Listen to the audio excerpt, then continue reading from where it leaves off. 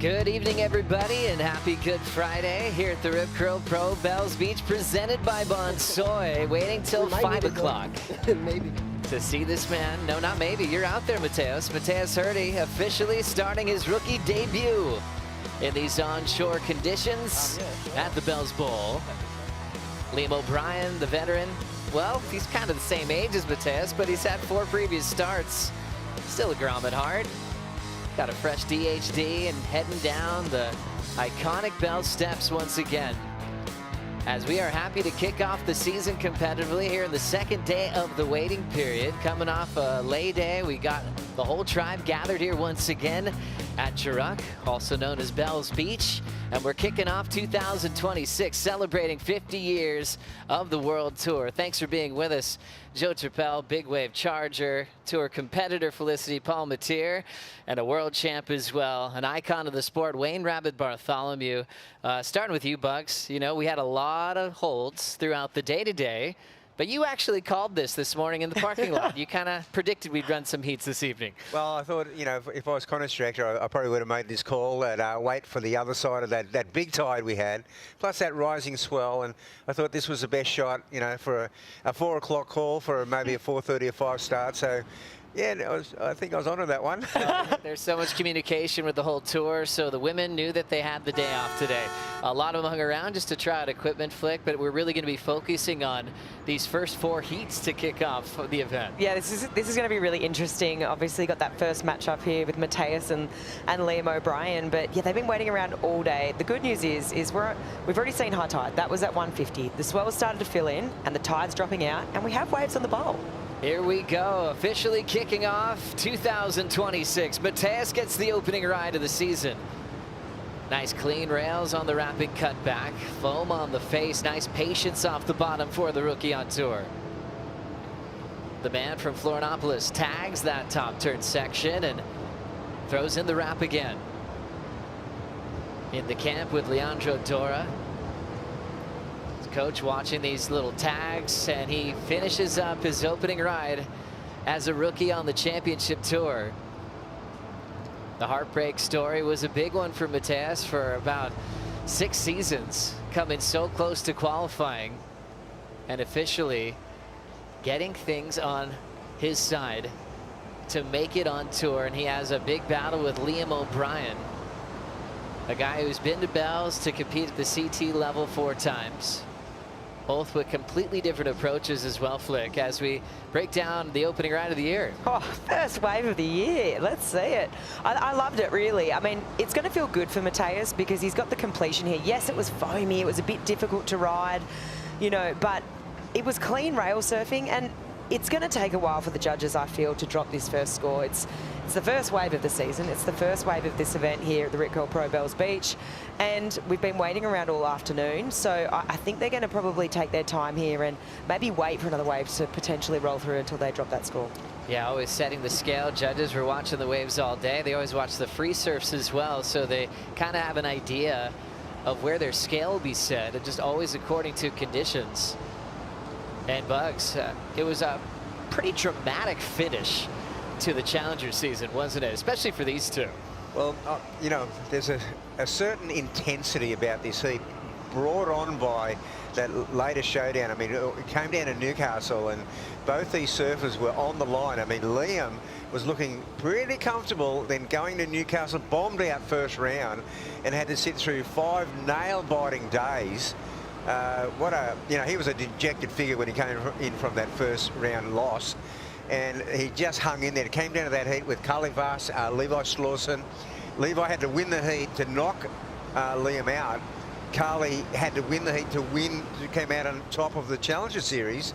He did that, and that got Liam back in. But you know, you think about it, how Matteas, how hard he surfed for 6 years to get here. That's why there's so much on the line in this first heat. So true, Bugs. Man, that is as dramatic as it gets. Let's now get an official call for the day with one of our new rookies on tour. Oscar Berry is with Von Blakey. Thanks, Joey, here in the Red Bull Athlete Zone with the tour rookie, Oscar Berry. Let's breathe it in, mate, this moment. Ready?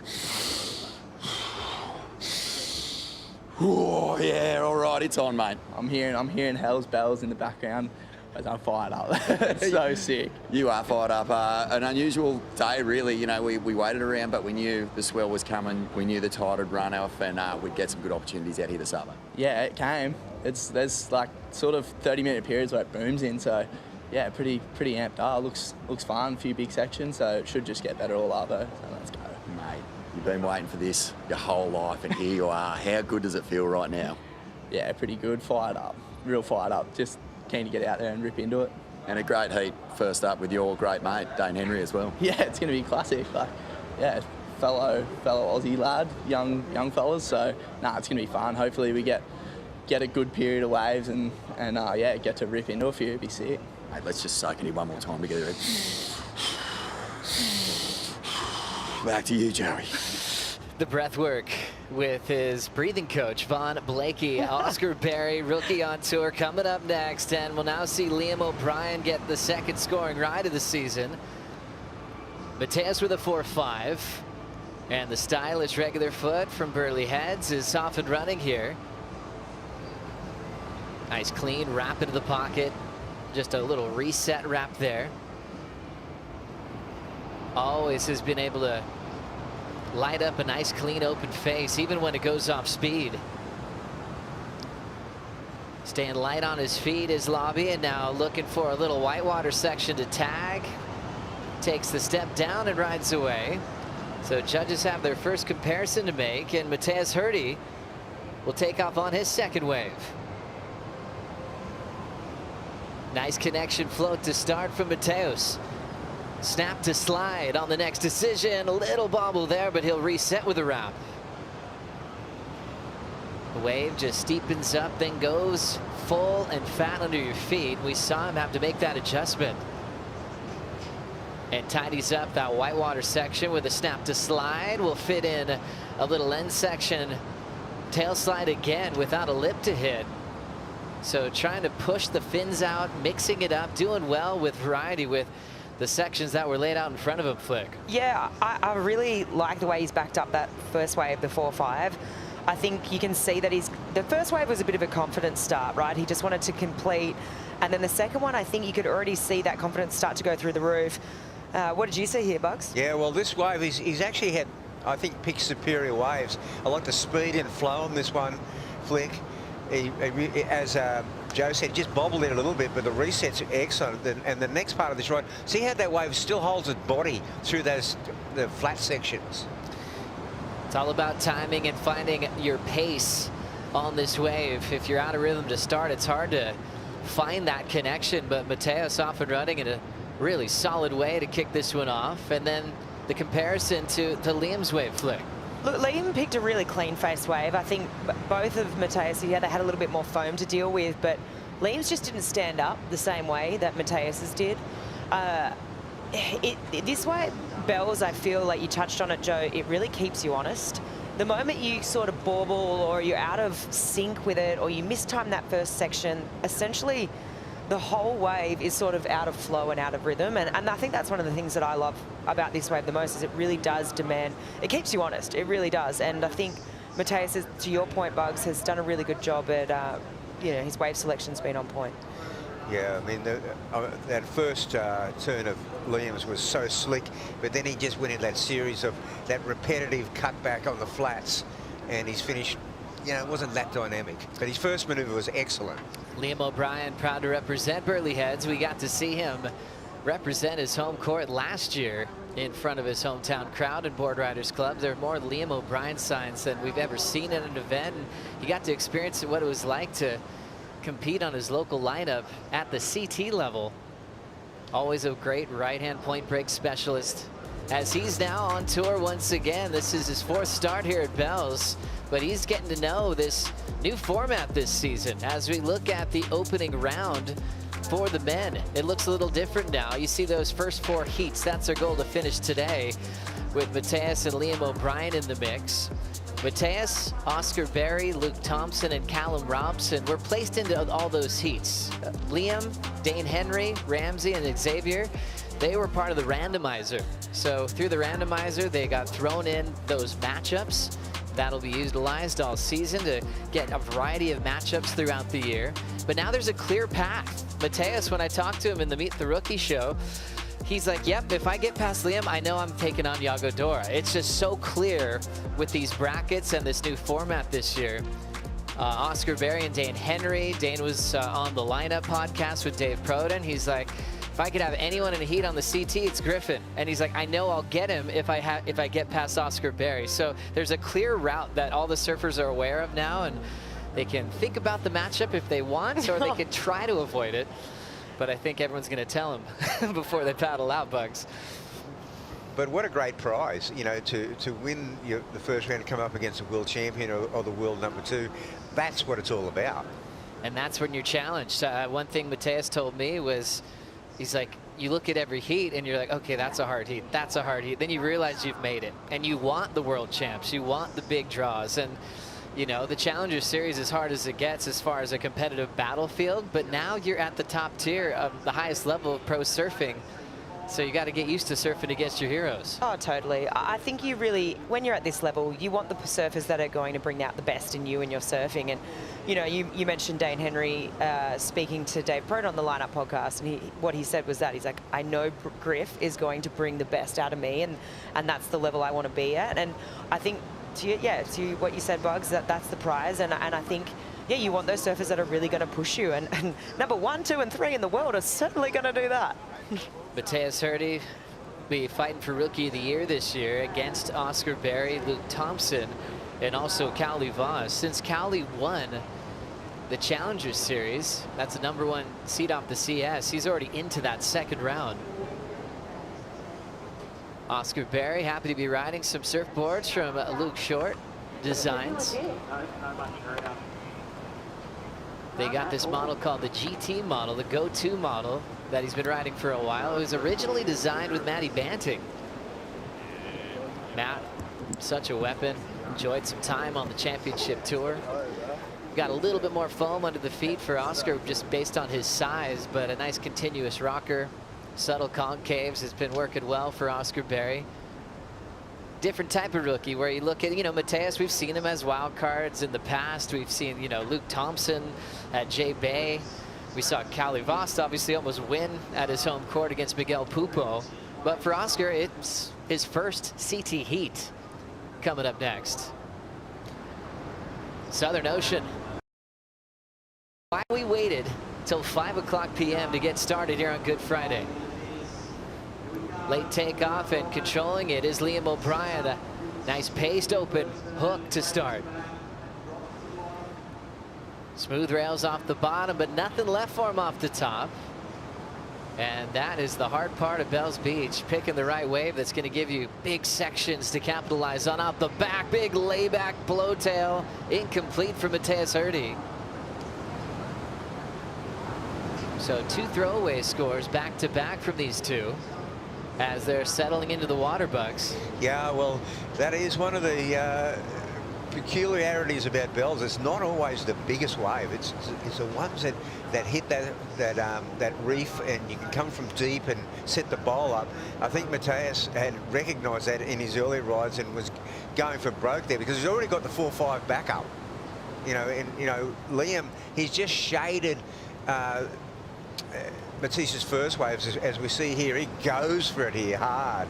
Flick, this is full on. Oh, yeah. I think just gaining momentum with every wave, you could see that he pushed it just that bit harder. I think, yeah, what I saw is Liam's wave was that first wave of the set and just had so much lump and bump on it, and it was a difficult one to surf. You know, we saw him kick out and sort of, you know, body language was suggesting, oh, you know, this wasn't the wave I was looking for. But as we see Callum Robson there, just analysing the conditions. He's coming up in heat 4. That's right, a familiar face that's back once again. Callum Robson, I think, shocked the world as this underdog when he made the final at Bells in his rookie season, runner-up to Felipe Toledo that year. How's this wedge setting up from Matteas? Beautiful rails. Nice clean bottom turn once again. Wow, he's picked off a gem section to tag out in front, and a classy way to finish off that ride. Ultra smooth. Leon Jodora doing the coaching, doing the photography. breaking it down with Penguin. Gian Bernini is down there as well. Gian, part of the Lost crew, but good friends with everyone on tour. Matteas on a JS, Liam on a DH. As we watch this one again, Flick. This was good. This was some nice, clean, open face. You could really see he could set the rail. He looks really connected to his board here, and just eyes off this last section. It was just solid, and it was nice, clean rail work. Yeah, I really like this wave. There was not much downtime in between the turns too. Just straight up back into this second carve, and yeah, I think you could tell too with his body language that he's pretty stoked on this, just really wanting to ride out in front, and it's going to be a healthy score. I would say so. I mean, I think it's going to be hard out there today to get 7 5s and 8s, and that showed that it's not about the length of ride. That was the most, you know, the tide's getting very good right now. The Economist directors really picked this one well because it's turning on, and there's a 7-1-7. That's spot on. I see the score update at the moment, 7-1-7. What a way to kick off your opening heat on tour. Matteas has a 5-5 now as a backup. And scoring always goes. Drop the high and the low, average the middle 3. 5 judges on the panel at the time, and still our head judge, Lily Pereira, watching the panel once again. Lily from Brazil. It's the first to get added to the Quicksilver International team from his section of coastline, and he's been around for a long time. Matteas putting pressure on Liam O'Brien, and O'Brien now needs a 7-8-4 as he sits with priority out the back. Matteas, I think, made it very clear that one of his heroes is Julian Wilson. We saw that through the theme of his run at Newcastle, and he said when he was a kid, people kind of thought he was a little Julian because he actually had blonde hair at the time. They had a similar build, similar repertoire of big airs and combinations that he was throwing down. And Matteas said he just watched every single video clip that he could, and can't believe that Julian's his team manager now. And one of the hottest Australians on the global surf scene at the moment, young Dane Henry coming up next, Flick. This is going to be a big heat. Obviously, Dane Henry, you know, current world junior champion, taking on Oscar Berry, and Oscar spoke to it. They're good mates. They've competed against each other, you know, 2 Aussies, and look, we've seen some crazy clips pre this event from Dane Henry. I mean, he did this, I don't know, crazy air on the bowl. I think it was 2 or 3 days ago, and you know, he's really sending that message out there pretty loud and clear that he really feels like he wants this and he belongs here, and he's really excited for the opportunity. 18:35 on the clock. Let's now go down to the iconic steps. Jessie Starling is hanging out with J. Bottle Thompson. Yeah, thanks, Joe. Botsy, this is your 4th year working with Lobby now. Obviously, things looking a little bit different in the opening round. There's high stakes. What was the kind of game plan going into the heat? Not this, no. Yeah, I think obviously, you know, the back end of the set it's quite clean, and look for that kind of clear water, and there's a few cheeky ones in and under, but yeah, he kind of made probably one little error at the start and took the wrong way from the set last, so he's on the back foot at the moment, but there's still plenty of time. Tell us how he was feeling. You know, Lobby is the kind of guy who seems so cool, calm and collected, but, you know, just having Matteas, he fought so hard to be here, and Lobby kind of had to sit back and wait to see if his spot was going to be confirmed on this championship tour from the Challenger Series. Was he a little bit more nervous going into this one?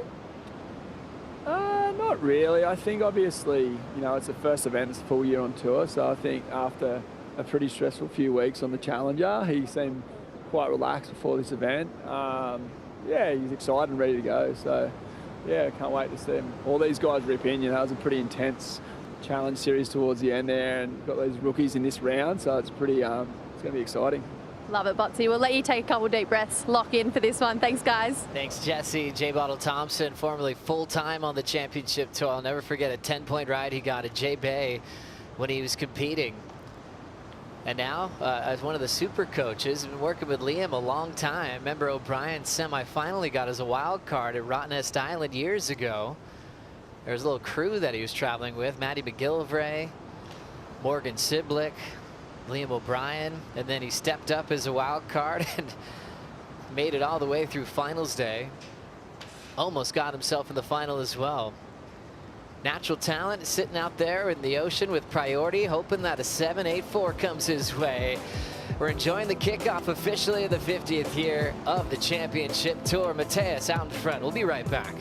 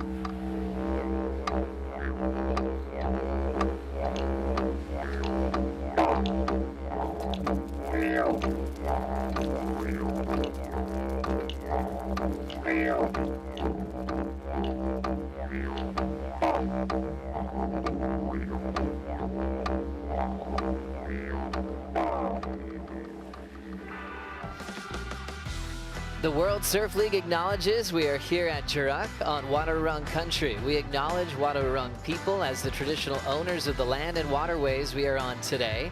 We pay our respects to Wadawurrung people, their elders past, present, and future, and extend this acknowledgement to all First Nation people here today. What a day it's been. A lot of hangouts, a lot of seeing some familiar faces, meeting a lot of surf fans that all park in that big paddock up there on your screen at the top. You talk to legends like Bugs, and he reminds us that it actually looks more preserved and better today than it did back in the old days when everyone was camping out in their vans all over the bush. It's a surfing reserve, and we're grateful for it. Yeah, well, you know, Belva's one of the leaders in conservation. You know, the locals down here, they've always looked after the place. You don't see any development in the area, but it's true that back in the day, if it rained, it got a little muddy in the car park. You know, there was a bit of slipping and sliding down there. I can only imagine. And we're lucky when we celebrate 50 years that you're by our side. Dane Henry, meanwhile. Oh, little slip up, or was he just joking? I think that was a joke. He's just cheeky, isn't he? Look at him go. He said he feels like he's been here for about a month. He got here nice and early, said a few weeks ago. Said he was the only guy on tour down here. And obviously Rip Curl is major sponsor. He's got the Rip Curl wild card into the event. And one thing we were saying, Flick, before we kicked off this round, we're both noticing how confident this 19-year-old is. It is really cool to see, right? I think, yeah, we both obviously listened to the podcast with Dave Proden on the lineup, and he's really had a crazy run of momentum, you know, from the string of results, you know, the junior series to QS results to World Junior title. And now, you know, obviously that next step was he was like really, once he won the World Junior, it was like, okay, how do I get this wild card? As we see Liam O'Brien has been waiting since before we went to break for this one. Now stepping on the gas. Picked a nice line there to attack the top. Second turn is a full motion bash on that section. Love the speed management from Liam. Now hard off the bottom, and another classy showcase of talent for this frontside surfer from Burley Heads. A nice package of maneuvers to try to answer back, chasing down a 7.84. Had a lot of swell in the last couple of weeks, and I've heard some stories from Liam's home brake bugs. You know, the last couple of weeks, Goldie was kind of on fire. Oh, it's amazing, Bill. He's pretty much the banks are as good as it gets, and it's been incredible up there. And I think Kelly was up there for a while, and him and Parko were having some sessions with Liam, and yeah, it was brilliant, Burley. What a great way to have a warm-up before the championship tour starts. Yeah, and of course, Bottle and Liam, they're the pride of Burley. They're down here, and this wave gets him back in the heat. I feel it does. Really does. Flick, how'd you like to start? This is my favourite turn and my favourite moment. It feels like to me it was obviously, you can see it. He gets a little bit caught here behind, a little bit, you know, kind of hopping to get to this last section. He gets the finish. I mean, you're thinking if this betters his 4.8, he's going to break down that 7.8 requirement isn't going to be so high. I think Bottle spoke to it before. He was like, there was a sort of the moment that changed everything. It kind of got Liam out of priority. It happened a bit earlier in the heat, and he took off on that first wave of the set. It was a bit lumpy and a bit bumpy, and Matteas sort of has had a better read on maybe what waves he really wanted. It'll be interesting to see where this score goes, and yeah, where it's going to put Liam in the heat. It's interesting, you know, when you see length of ride, that used to be in the criteria, you know, way back in the day, and compared to a wave that's packaged with more of a wall and you can have clean transitions down the stretch. You saw that for Matteas, where Liam had some big turns, maybe more time on the wave, but I think the quality of those big walls that Matteas was digging into maybe made the difference in Matteas's favor. Well, it has, but Liam's got himself back in the heat. That low 6 score has set him up that he's chipped away there, Joe, and he now needs a 6.61 well within his wheelhouse. So, you know, Bottle will be a bit happier now that he's got himself back in the heat. The second turn here, Flick. Oh, yeah. I mean, look, this Stone and Wood slow-mo just here, this is where so many, like, this is where majority of the points coming from. These first 2 turns, right? Yes, he hops along and gets to the finish, but really, that number, the 6.07, is just the strength of those 2 turns, how powerful they were, how well timed they were. But it's funny because, yes, this is, you know, the first heat of the championship tour this year, but it's also the first heat for us in the booth too. So we're kind of just trying to figure out where the judges' brains are at and where they're thinking too, you know, like until you see a few waves start to sort of roll in, do you really realize, like, okay, where they're going to put those points? To your point, Joe, you know, like, obviously there's a couple of ways to do it. You've got your big, long, drawn-out faces like Matteas, or you've got your 2 big moments like Liam.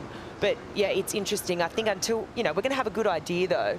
Obviously, it changes with every day and conditions ahead, you know, but you kind of start to figure out what the judges are really appreciating. As we always appreciate this view, the most iconic stairway in the business, Bells Beach, with pictures of all the champions that have won the longest running surf contest on the calendar. And always a fun crowd hanging out, enjoying the action. Most of these fans were down here at dark and just have been enjoying the little sponsors village, big screens, a lot of good food vendors, and their favorite part, watching the world's best do laps, not just at Bells, but also Winky Pop, making sure their boards are dialed. And now a nice aerial view from our Victoria flight cam. Checking out this beautiful surf coast. A lot of fun things to do when you're down here as we focus in on the action. Liam O'Brien under priority getting this wave. A classy looking layback. And now a bit far behind. He'll end up having to step off. So in the end, maybe not what he was looking for. Richard Dog Mars, then you go to Pertamo Arendt, and then behind him, J Bottle Thompson. And now watching it, Matteas Herdy in motion. Just a carve, and he'll kick out. And opt to paddle back out to hope to regain priority and control of this heat. Not the first Herdy to be on the championship tour. His uncle, Guilherme Herdy, was a standout on the championship tour for several years. Wore the leash on the front foot. Really proud of his nephew, Matteas, for staying focused and living the dream. Yeah, Guilherme, hurdy-gurdy. He was a powerful goofy footer. Force to be reckoned with. So yeah, he kind of all saw it coming when he was a little baby, that maybe this would be his destiny. Getting to see what his uncle was accomplishing.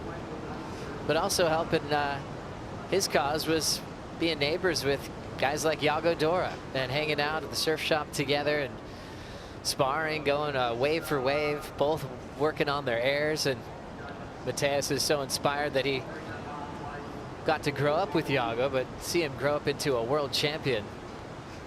And now his first year on tour, one of his best friends, like a brother to him, is the reigning world champ. As we check out the GWM recap, Matteas Herdy got the opening wave of the season. He just keeps on building to his scoreline. Yeah, you can really see the confidence building in every wave that he's taken off on. For me, it's been wave selection for Matteas. He's had the best read on it. He's been able to find these waves that have given him this open face where he's just been able to really lay that rail in the water. He's had the completions. He's looked solid. 5-5, backed it up with a 7-1-7. Liam O'Brien, he's had a couple of moments. I think for him, it's just the waves are looking a bit trickier to surf. He had this moment here. This one was the 6.07, so this has got him back into it. He's now only chasing the 6.6. He's got 5 minutes, just over 5 minutes on the clock. Definitely doable, but yeah, for me, I think it's just coming down to wave selection here, and Matteas has really had a good read on that. Yeah, and it's going to also come down to the priority read. I really feel that Matteas had a look along the line, saw that Liam had not gone the full distance on that wave, that carried a lot of chop on the face being that first wave of the set, and he elected to bail out of that wave and maintain that first priority, or regain the first priority. Oh, smart decision making there. Celebrating 50 years. Priority was kind of a dream come true, Bugs. Going back to the Stubbies Pro, Peter Druin, getting man-on-man surfing to become a reality. Yeah, well, you know, we came from 6-man heats. I mean, at Sunset Beach, we had 8-man heats.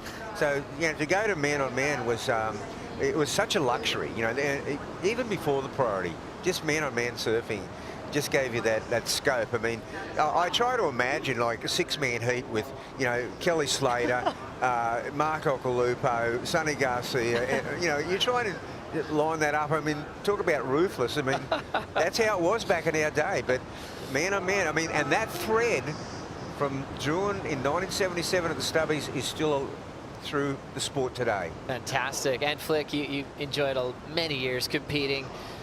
People know you really well for giant waves now because it's pretty scary and entertaining, obviously, as an Eddie Cow competitor. But going back to your CT days, the impact of having the non-elimination round gone, you know, what are the competitors feeling right now, and what's exciting for surfing because of it? Go big or go home. That is literally it. That's the mantra.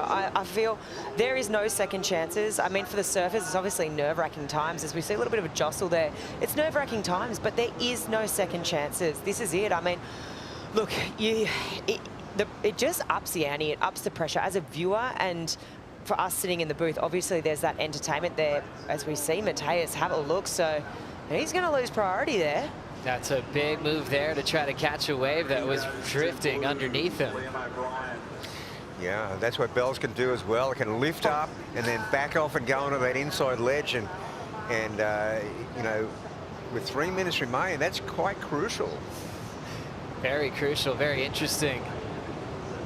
Dane Reynolds was in the top 4 in the world before he moved on, and he was hanging out with the stab crew and talked about the hardest part is maybe picking the right wave and having a wave with power, trying to identify the lip to hit. And the guys that do it well just are always in a pace that sometimes can be seemingly impossible to find. That's just trying to get the wave. Matteas will now have second priority. So best case scenario for Liam here is he's got 2.5 on the clock, chasing a 6.61. Yeah, well, that situation there, that wave for all money looked like it was going to lift up, right, Flick? And Liam O'Brien was hot for it. He wanted that wave, but Matteas went, no, no, no, and then it just backed off, and look what's happened. Here comes the set. Priority has been spun around. And now 2 minutes to go. There's no such thing as non-elimination. So whoever goes down in 2 minutes is heading to Margaret River.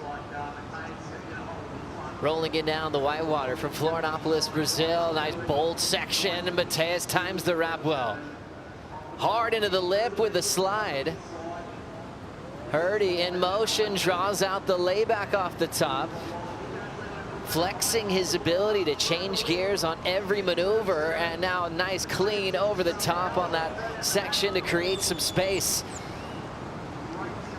Snaps it on the oncoming section. He's going to go all the way to Winky Pop with this thing. How was that bowled up section that he created down on the beach? Multiple majors under priority. Minute 20 to go. Liam O'Brien also got a wave as we were watching Matteas there, so we'll bring you that in a moment. Could be the difference for Lobby going to the next round or flying to West Oz. Let's see what he did here, Flick. Oh, wow, this is intense times. Let's see what Liam got done. Looks like a smooth open face wave. Jams it in the pocket there. And he gets another section, so he's able to go up into the lip a couple of times. So Liam, you know, before Matteas' last wave, chasing a 6-6. So, look, I mean, he gets the layback there, but I'm almost thinking here, when we rewatched this one of Matteas, yes, it was the first wave that said it was a bit junky, but he could not have timed this wave any more perfect than what he did. He's improved his score for sure. Oh, yeah. Just the speed he gathered, the sections he got, throwing variety down the stretch, really impressive from the rookie. This was cool. I think the most impressive thing for me was his ability to go from just rail surfing to front foot, let's like flow the fins and be able to release the tail here. That was super incredible. And also to really capitalize on a mistake. He knew he made a mistake, knew it was like, well, I may as well take a roll of the dice here and try and, you know, up the ante, which he probably is going to have done on that last wave. What a battle to kick off the season. It comes to a close. We'll just wait for those numbers from the judges to get the official result. Matteas so emotional after finally realizing his dream. What do you reckon? So I think he's gonna be pretty gnarly. Jay now just waiting for the decision for Liam O'Brien. And like you thought, Flick and Bugs, there's improvement for Matteas Herdy, 6.63. So Liam was then chasing a 7.73 on his last wave. It's got to be the best wave of the heat, right? That's where you go with that. So you just draw comparisons to Matteas 7.17, and it's going to be a respectable score, but it's a big number required. 7.73s, you know, just underneath that excellent range. A big way to start off 2026. Matt wants to hear the result, and he hears it now that he's got the win. Liam O'Brien falling just short, 13.24 combined total to a 13.8. Getting in the 7 range, but not enough. And the rookie from Florianopolis takes an early lead in the Rookie of the Year race. We only had one heat, but hey, we're always watching. We're always counting numbers. It's almost like there's this element of I belong around Matt right now. The stress of the Challenger Series, this is where he belongs. He's almost freed up to enjoy the ride. Matt takes the first win of the season. Coming up next, it's rookie Oscar Berry taking on Rip Curl wildcard Dane Henry.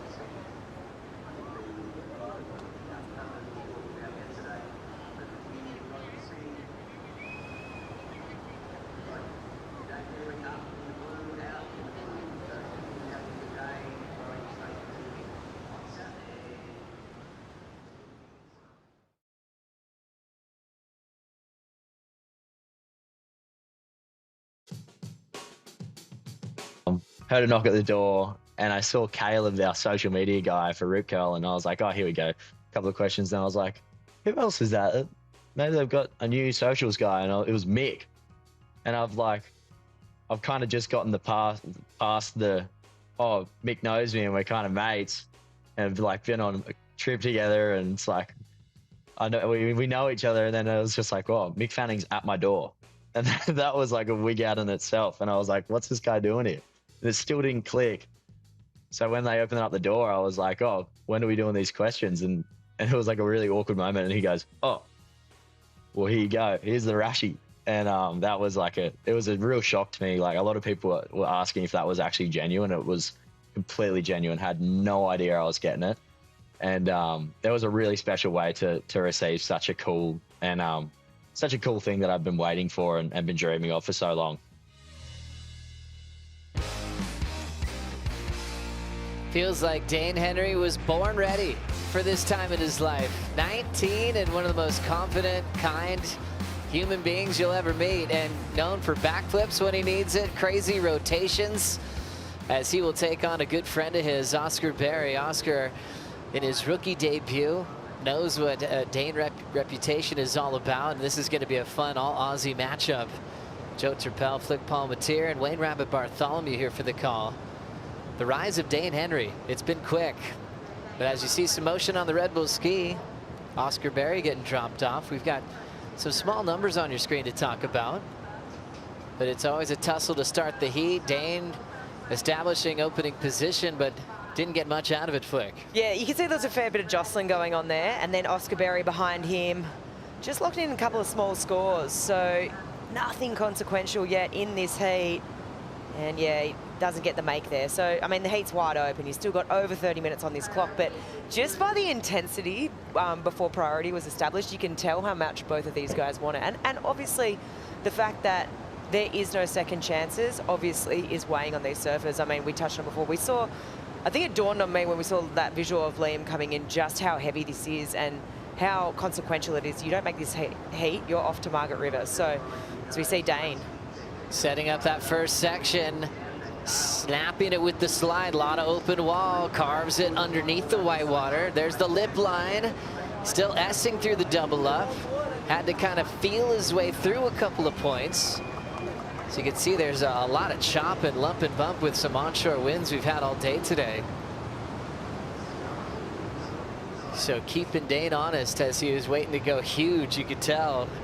Halfway through this ride, he'll still have enough in the tank to slam it shut. Oscar Berry coming around the corner.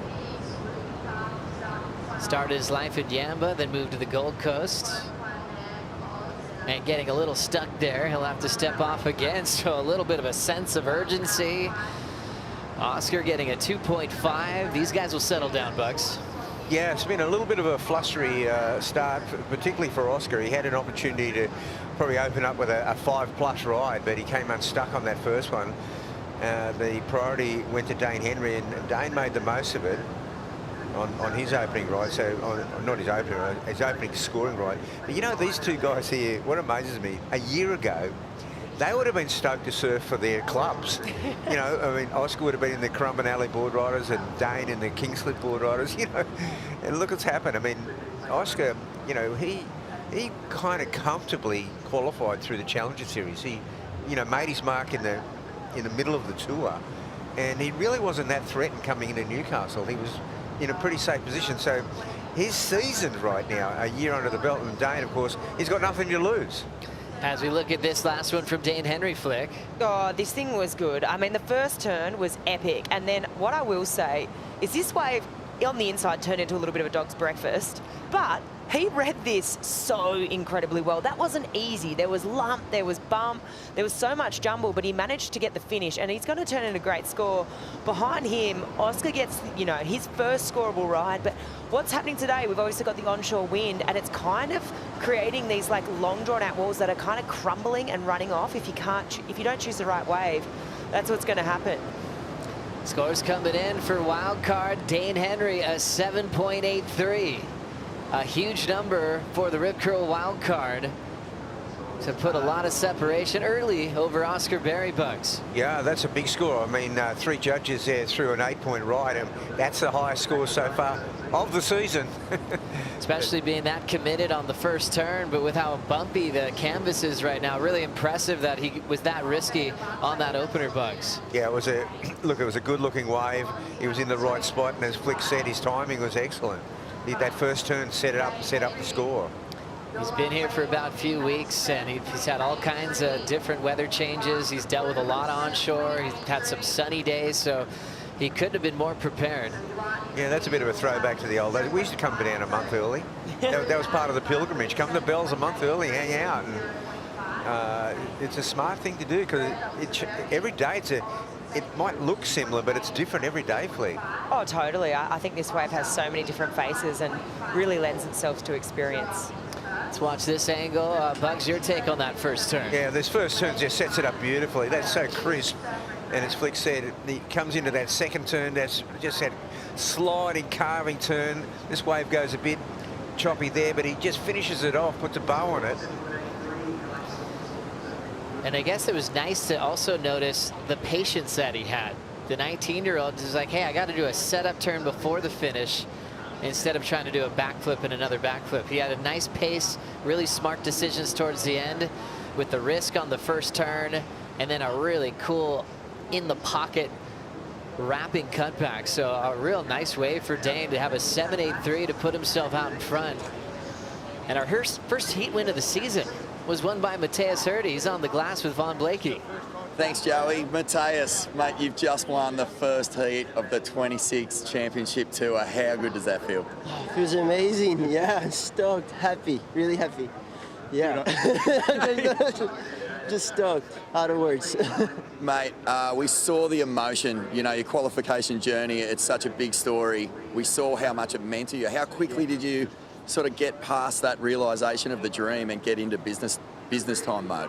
To be fair, that interview, dude, I was crying. I was not ready for that interview. Like, I was just too much emotion. But yeah, I feel like I belong here for a while, and yeah, dude, I just seen the bright side of everything, you know, like.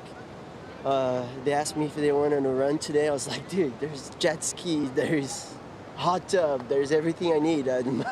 Like, I'm so happy, you know, like, whatever. The waves are really good out there. Like, I know this is not a good day for the CT, but, you know, for the Challenger Series, this is ultimate, like, finals day. Like, perfect. Oh, mate, look, yeah, you might not have been ready for that interview. You were definitely ready for that heat. That heat, you know, Felicity Parmentier made the note that your boards looked on point, your wave selection was on point. Everything just seemed to come together beautifully for you in that heat. Yeah, so this is the board that the board that I was riding actually, it's in the athlete area. My coach got that board.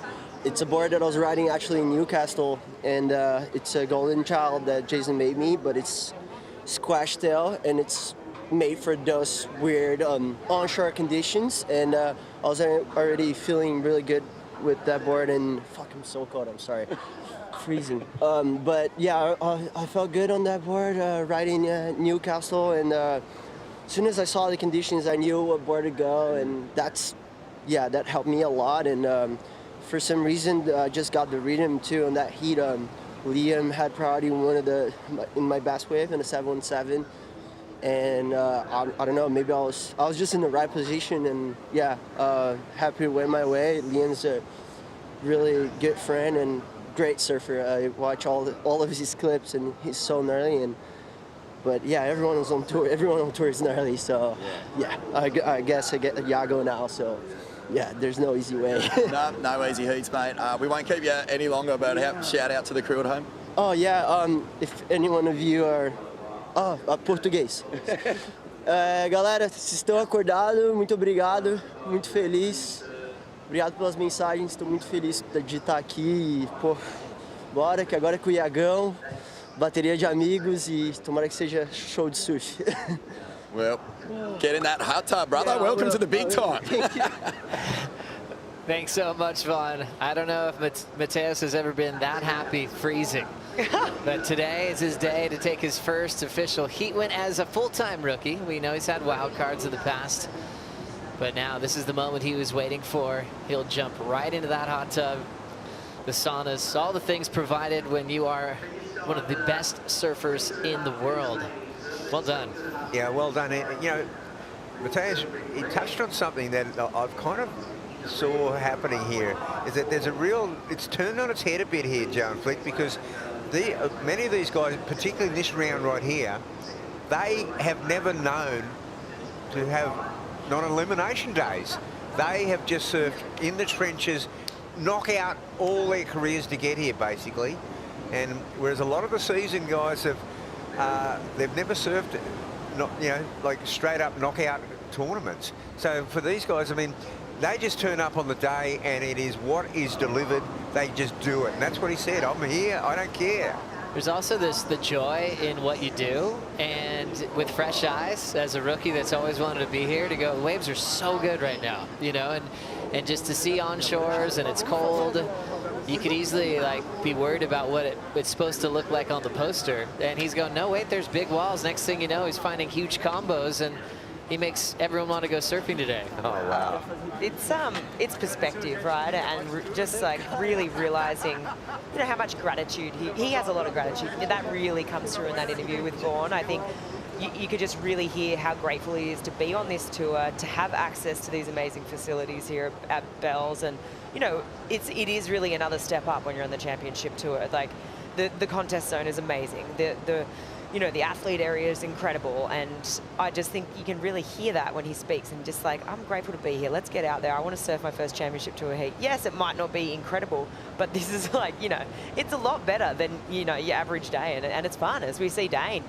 Dane Henry, rip curl wild card from the Gold Coast, starting to identify a big section to flare the tail out on that sharp ice surfboard. And now he'll wait for the double up. Looks like he's just creating more time for himself. Always in control here through that flat part. Trying to tidy this up. Gets there just in time for another whip on the oncoming section, and will step off. That'll be his second scoring ride to go with his 7.83. This guy has had a lot of interviews this week. You know, riding for Rip Curl. He's had dinners to go to, functions, different meetings, and even Bugs, you had a question for him the other day at one of these little dinner get-togethers, and he was just so ready for it. You know, you could tell that in his headspace, he's well beyond his years. He certainly is, and you know, for 19, he is. It's a meteoric rise. Nice first section to work with, and now running towards the end. He can also make sections look really solid with individual majors, and you can kind of forget about the downtime that he had to go through there, Flick.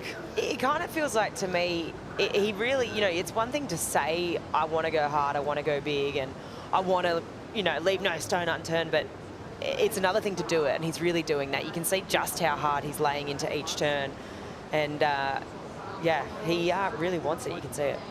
Look, he's a savvy competitor. You know, now what's going to happen is he's going to put his opponent in combo. It's not a huge combo, but Oscar has had a faltering start, I'd say, to this heat. And then he waited there with priority. That was a one-wave set. So he was waiting for that smooth face on the second wave. It wasn't there. Dane Henry's last of 5.83. 7.83 to go with it. And the rookie Oscar Berry chasing a combination of scores, meaning he needs 2 new waves to move on here. Oscar Berry chatted with Kaipo Guerrero recently, talking about this matchup that he's going to have with Dane Henry. Yeah, he's been going skids lately as well, so he'll be gnarly. So that's going to be a fun heat. Hopefully we get some good waves and we can sort of go blow for blow and put on a good show. It'll be really fun. Maybe even some air wind. We can go to the air against each other. It's pretty scary going to the air against old Dano, but no, it'd be cool. Oscar, what a legend. Even Dane talked about Oscar, saying he's one of the nicest guys you'll ever meet in the whole world, and he was really looking forward to this matchup. He just said he's got true grit about Oscar Berry as well, saying, man, he just bulldozed his way through the Challenger Series, going all in with so much heart when he competes. Knew he'd have his hands full against Berry in this one. Oscar's still waiting, but he's got time, 18 minutes to show what he's made of in this one. You know, he's going to have a good second half here. Oscar Berry growing up skating a lot, fishing a lot, surfing a lot. Said it was a dream just being in Yamba, then made the switch up to the Gold Coast. Became really focused on qualification. And his first try at the Challenger Series, he said, well, it didn't go as planned. He said it felt like more like an initiation sort of thing. He had a tough time getting through heats, and I think his best result was maybe a 9th. And then last year was just a wholly different act where he had a couple of 3rds, a couple of 9ths, and like Bugs mentioned earlier, he was in a great position heading into that final stop at Newcastle. But now 17 minutes to go. We will take a quick break. Watching Luke Thompson check out this windy lineup. He has Ramsey Boukhiam coming up next.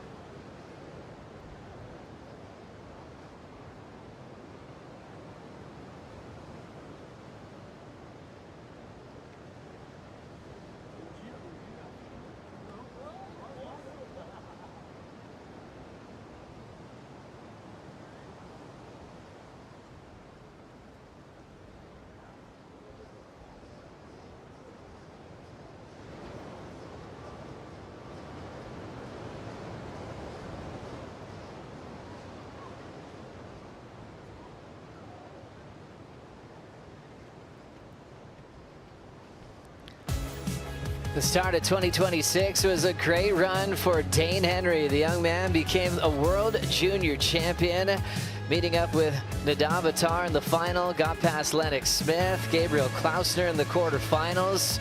He was the guy to beat, even when conditions got almost flat in the final.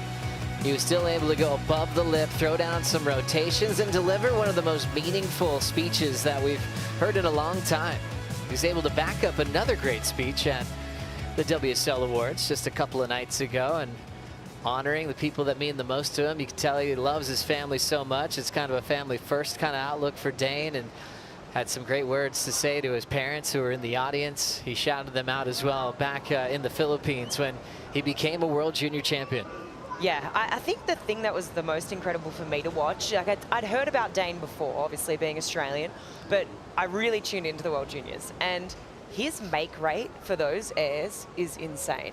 You know, and you spoke to it, Joe, even when it became really small, and, you know, when the conditions are that small, it was literally like, you know, you're talking half a foot to a foot, and this guy is still punting, the make rate is still there, he's still able to get that projection above the lip. That's what really impressed me. It was almost scary. I was like, this guy, you know, he's going for all these crazy maneuvers, and the make rate is insane. Dane Henry off to a good start as we check out the Fat Boy ride of the heat. 7.83 for this one, Bugs. Yeah, this was a great ride here. That first turn sets up the big score, Flick, and as you said, those first two turns, it's a well overhead wave. The surf's come on and got a bit funky here, but that finishing turn just got him up near that excellent range. Love the finish, love the decision making he had to go through that warble, and just decided to tag the end section. Beautiful first turn. It's so risky in conditions like this with all the bump out there that can just take you down. Yeah, well, Dane's riding in a lot of confidence too, because in winning the World Junior WSL, what happened was that he got then a entry straight into the Challenger Series, but from there he came to Burleigh, won the QS 4000. He was doing a lot of, I mean, he was coming at Burleigh getting 19-point scores. What a year it's been for Dane. And the delivery from Mick Fanning was extra special, a complete surprise to get the announcement that he'd be in this event. There's his coach, Bert Dubner. Old Doof, he's a master coach. Dane excited about his goals this year. Winning the World Juniors, you get a wild card onto the Challenger Series. With Mick delivering that jersey, we were all remembering that Mick won this thing as a wild card back in 2001, 25 years ago. You know, it's not every day teenagers go all the way from round one, and Mick always reflected back on the final. It was against Danny Wills, and he goes like, no way, Willsy, you know, one of his heroes, goes to shake his hand, and Willsy's like, nah. Mick learned a lot that day, you know, and that's what Dane's going to be doing, you know, see how far he goes in this event. But this is all prep for his destiny of being on tour full-time one day. Oh, I think the cool thing is that, you know, Dane's mentioned he's had a couple of coffees with Mick since, you know, Mick handing over the jersey like, you've got this wild card. And Dane was referencing, you know, it's so good to have him in my back pocket because obviously, you know, to your point, Joe, he's got a lot of experience. So does this guy. So happy that Ramsey Boukhiam is back on tour. It was here at Bells last year where he had that really awkward injury, just trying to get out of the water, stepped into a hole. Next thing you know, he had major surgeries. It took him a long time just to get back into the water. And then with the late decision for John Florence to take a lap around the world sailing, Ramsey got the phone call, and he's getting another chance at this again, Bugs. Oh, I'm so pleased. It's just, you know, it's good karma in a way, because Ramsey to me was like a journeyman. You know, he was like Matteas Herdy ×5. You know, he really battled away on the QS, you know, even before the Challenger Series. Then he finally made it. Then he had that very unfortunate situation. I'm so glad the WSL gave that phone call to him. I think he's had a couple of really hectic injuries, you know. I think it took him, was it 10 years to qualify? And then he broke his leg, came back, and then he had that really unfortunate injury exactly here, you know, it was almost this time last year.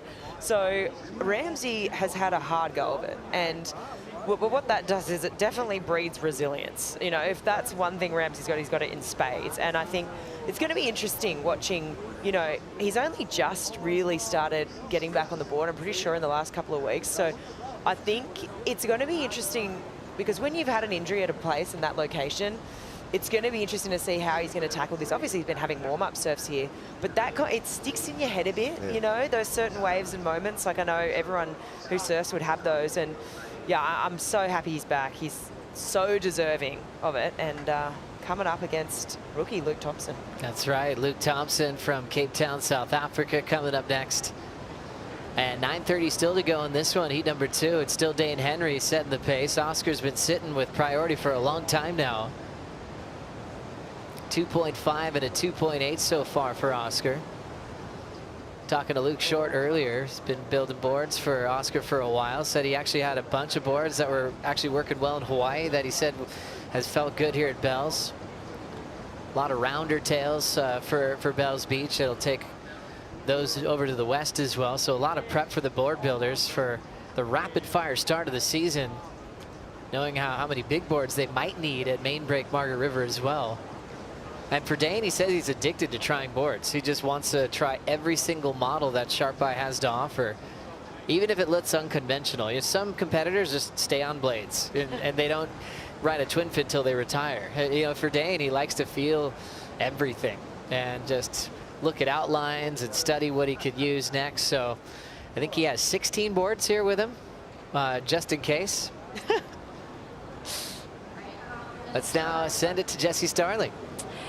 Guys, I'm very stoked with the action. We're underway. Obviously a very exciting round number 1. I thought though, let's look forward to the women and when they're going to be out there. Keep you guys all very excited for the action that we have coming. 2 heats that are standing out in particular for me. Let's look at heat number 2. Tia Zabrowski taking on Alyssa Spencer. Tia, winning the Challenger Series list, coming back to the Championship Tour.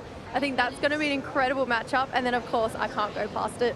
Luana Silva taking on Stephanie Gilmore, the GOAT. She's back. She's going for a 5th bell here. And I feel like Steph, in all the free serve clips I've seen, looks incredible. And just a reminder, if you haven't yet, join the WSL Bracket Challenge. You can verse all of us here in the booth as well and keep up to date with so much live action on WSL. So we've got all of this to look forward to, guys. Oh, it's on, Jesse. Battle the booth. Let's do this. It's a really rad bracket challenge that was just introduced. So hopefully you all fixed up your bracket in time. You see that QR code on the screen. Go up there, check it out.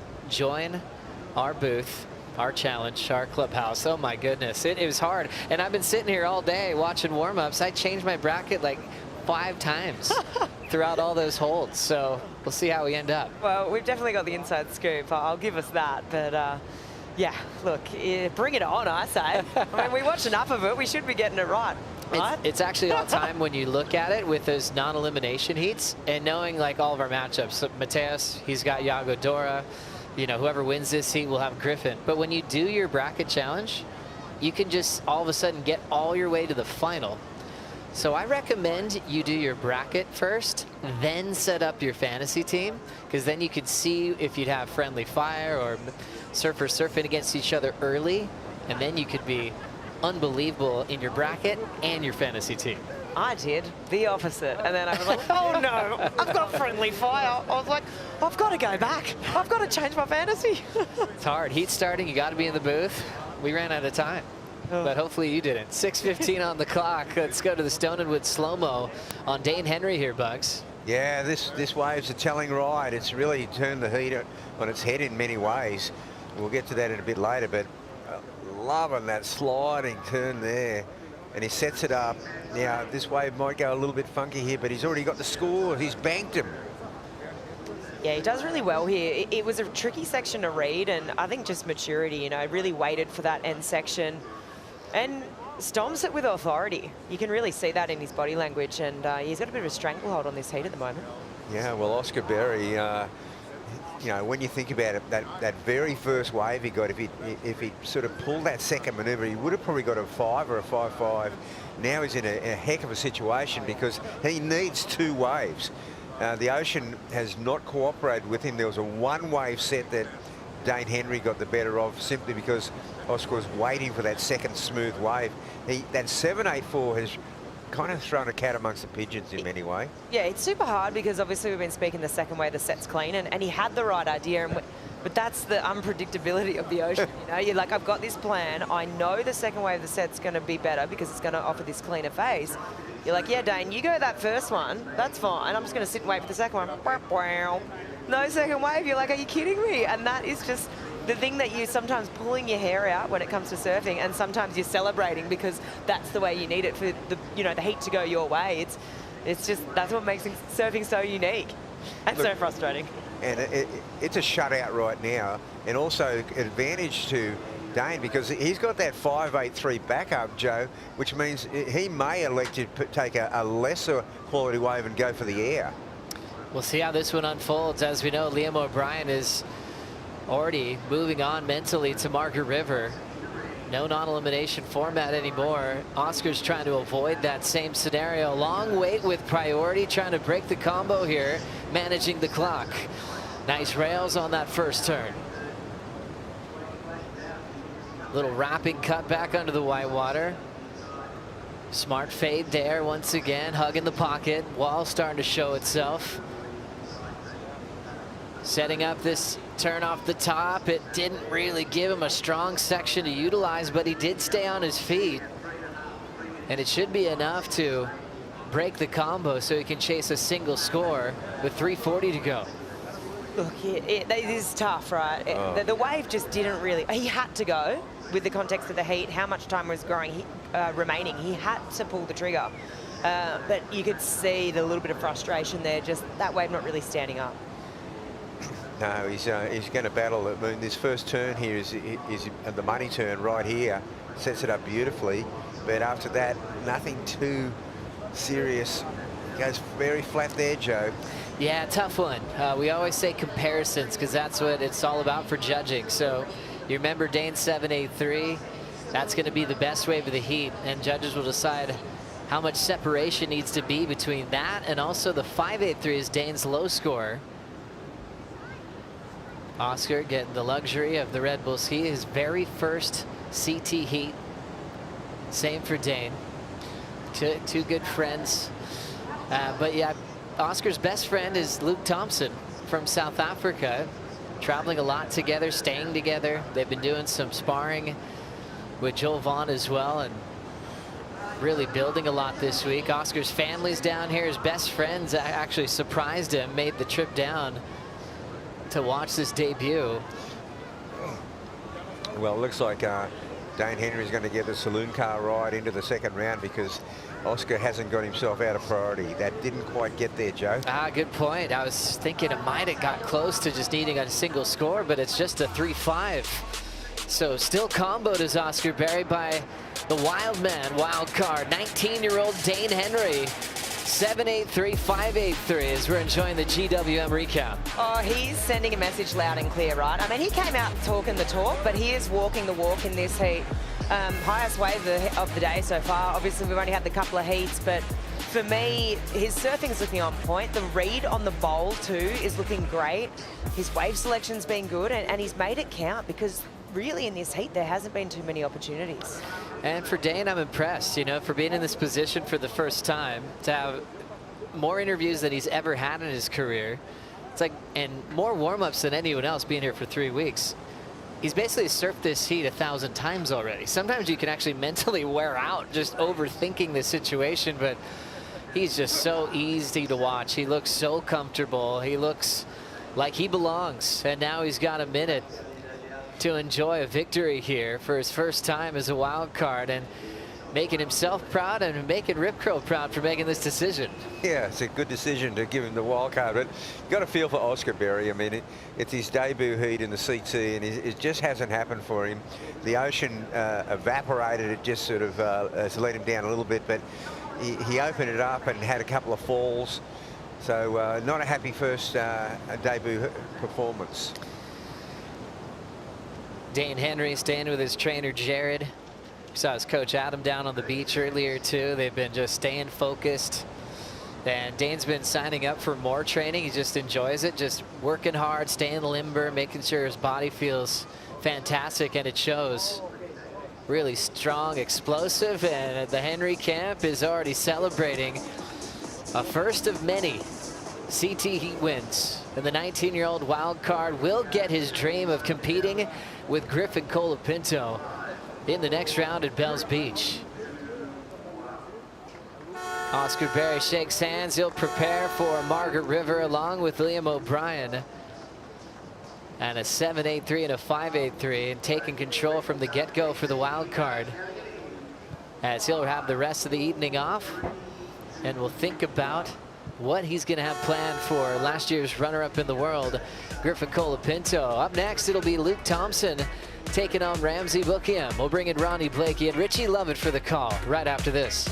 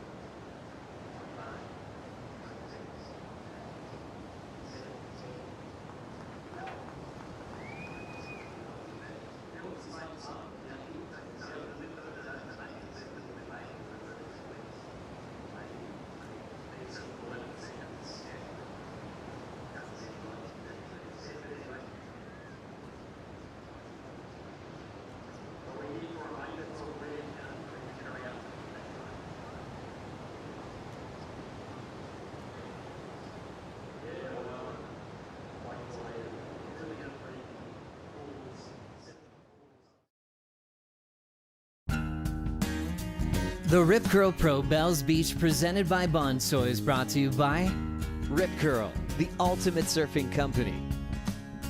by Visit Victoria. Victoria, every bit different. By GWM, official automotive partner of WSL Australia. And by IC Sunglasses, official eyewear of the World Surf League. Welcome back to the show. What a moment for Dane Henry. The wild card makes good in front of his sponsors, in front of the hometown crowd, and a whole lot of new fans. Without question, a powerful performance up against Oscar Berry. Dane Henry gets it done. Ronnie Blakey joined by a former competitor here at Bells Beach, a man who loves returning and walking down those stairs, even though you don't have the jersey on these days, Rich. It's always a buzz, mate. Good to have competition back underway. Yeah, absolutely. It was a bit of a hop, skip and a jump, but yeah, great to get a few heats out in the water this afternoon, and that was an incredible heat. Dane Henry, believe the hype. Mate, this kid is the real deal, and he's going to go a long way. So I feel like a few fantasy surfer teams have been obliterated already in the first few heats, but looking forward to the next couple. Yeah, most definitely. I think that is pretty fair, but during the break, we got things started with this third heat of the opening round here at the Rip Curl Pro Bells Beach, the 63rd edition, and Luke Thompson, the South African rookie, laid into this one. What about that opening turn? Yeah, huge projection floater for Luke Thompson. Nice, tidy little foam climb, and you can see just connects with that section down the line. A little shimmy off that final closeout re-entry, but that opening turn, big statement, and you know, Luke Thompson, welcome to the WCT, mate, and you know, first big event on the world stage, and what a way to do it here at Bells Beach. He'll be up against the Moroccan here, Ramsey Boukhiam, and Ramsey, great surfer, unbelievable backhand, obviously coming from Morocco. You know, that backhand has been groomed on right-hand point breaks, Rich. Yeah, I'm really interested to see how Ramsey goes this year here at Bells Beach, because he's got all the tools, he's got the power, he's got the flow. Fantastic variation on the backhand, the two-time Olympian. But these rookies, they are so hungry, and we've seen the young guns in the first couple of heats this afternoon, you know, just really step up. Yeah, not showing any signs of nerves, especially in those opening two heats, and really, Matteas Herdy, he's had a taste of WCT competition before, and you could see in his post-heat interview really just acknowledging that he believes he needs to be here, believes he belongs here, and the performance really shone through. But Ramsey Boukhiam, as you said, mate, he is the real deal as well, and one of the most smoothest, powerfulest surfers that we have on the tour, and I think that will be a great weapon for him up against this matchup against this powerful natural footer. Heartbreaking scenes for Ramsey at this event last year, and good time to do a Bond University health check on this individual, because his career has been riddled by injuries. Really unfortunate. As a young gun, he cracked the code, got himself onto the CT back in 2022. Suffered an injury to his ankle before the pipe event kicked off. Had to sit out that season, and came back in 2024 and did really well. Got himself a really strong finish, climbed to the top end of the rankings, and that finish was punctuated by a semi-final finish in Tahiti where he went absolutely bonkers. But an injury here at Bells last year blew his knee to pieces. He didn't surf for 7 months, and I've had a couple of chats with him before he made his return, and he said that he's not quite 100%, but the free surfing would suggest otherwise. And here he goes, leans into this first section, really tight on the backhand there, draws off the bottom, takes his time, and gets that second hit really well placed. The wave's starting to flatten out. But have a look at just how casual the approach is in between turns. Kind of stuffs that final move on the inside, which is a real missed opportunity. I mean, you always want to juice and extract all the points you can out of any wave as a competitor. But here at Bells, the big finish is key.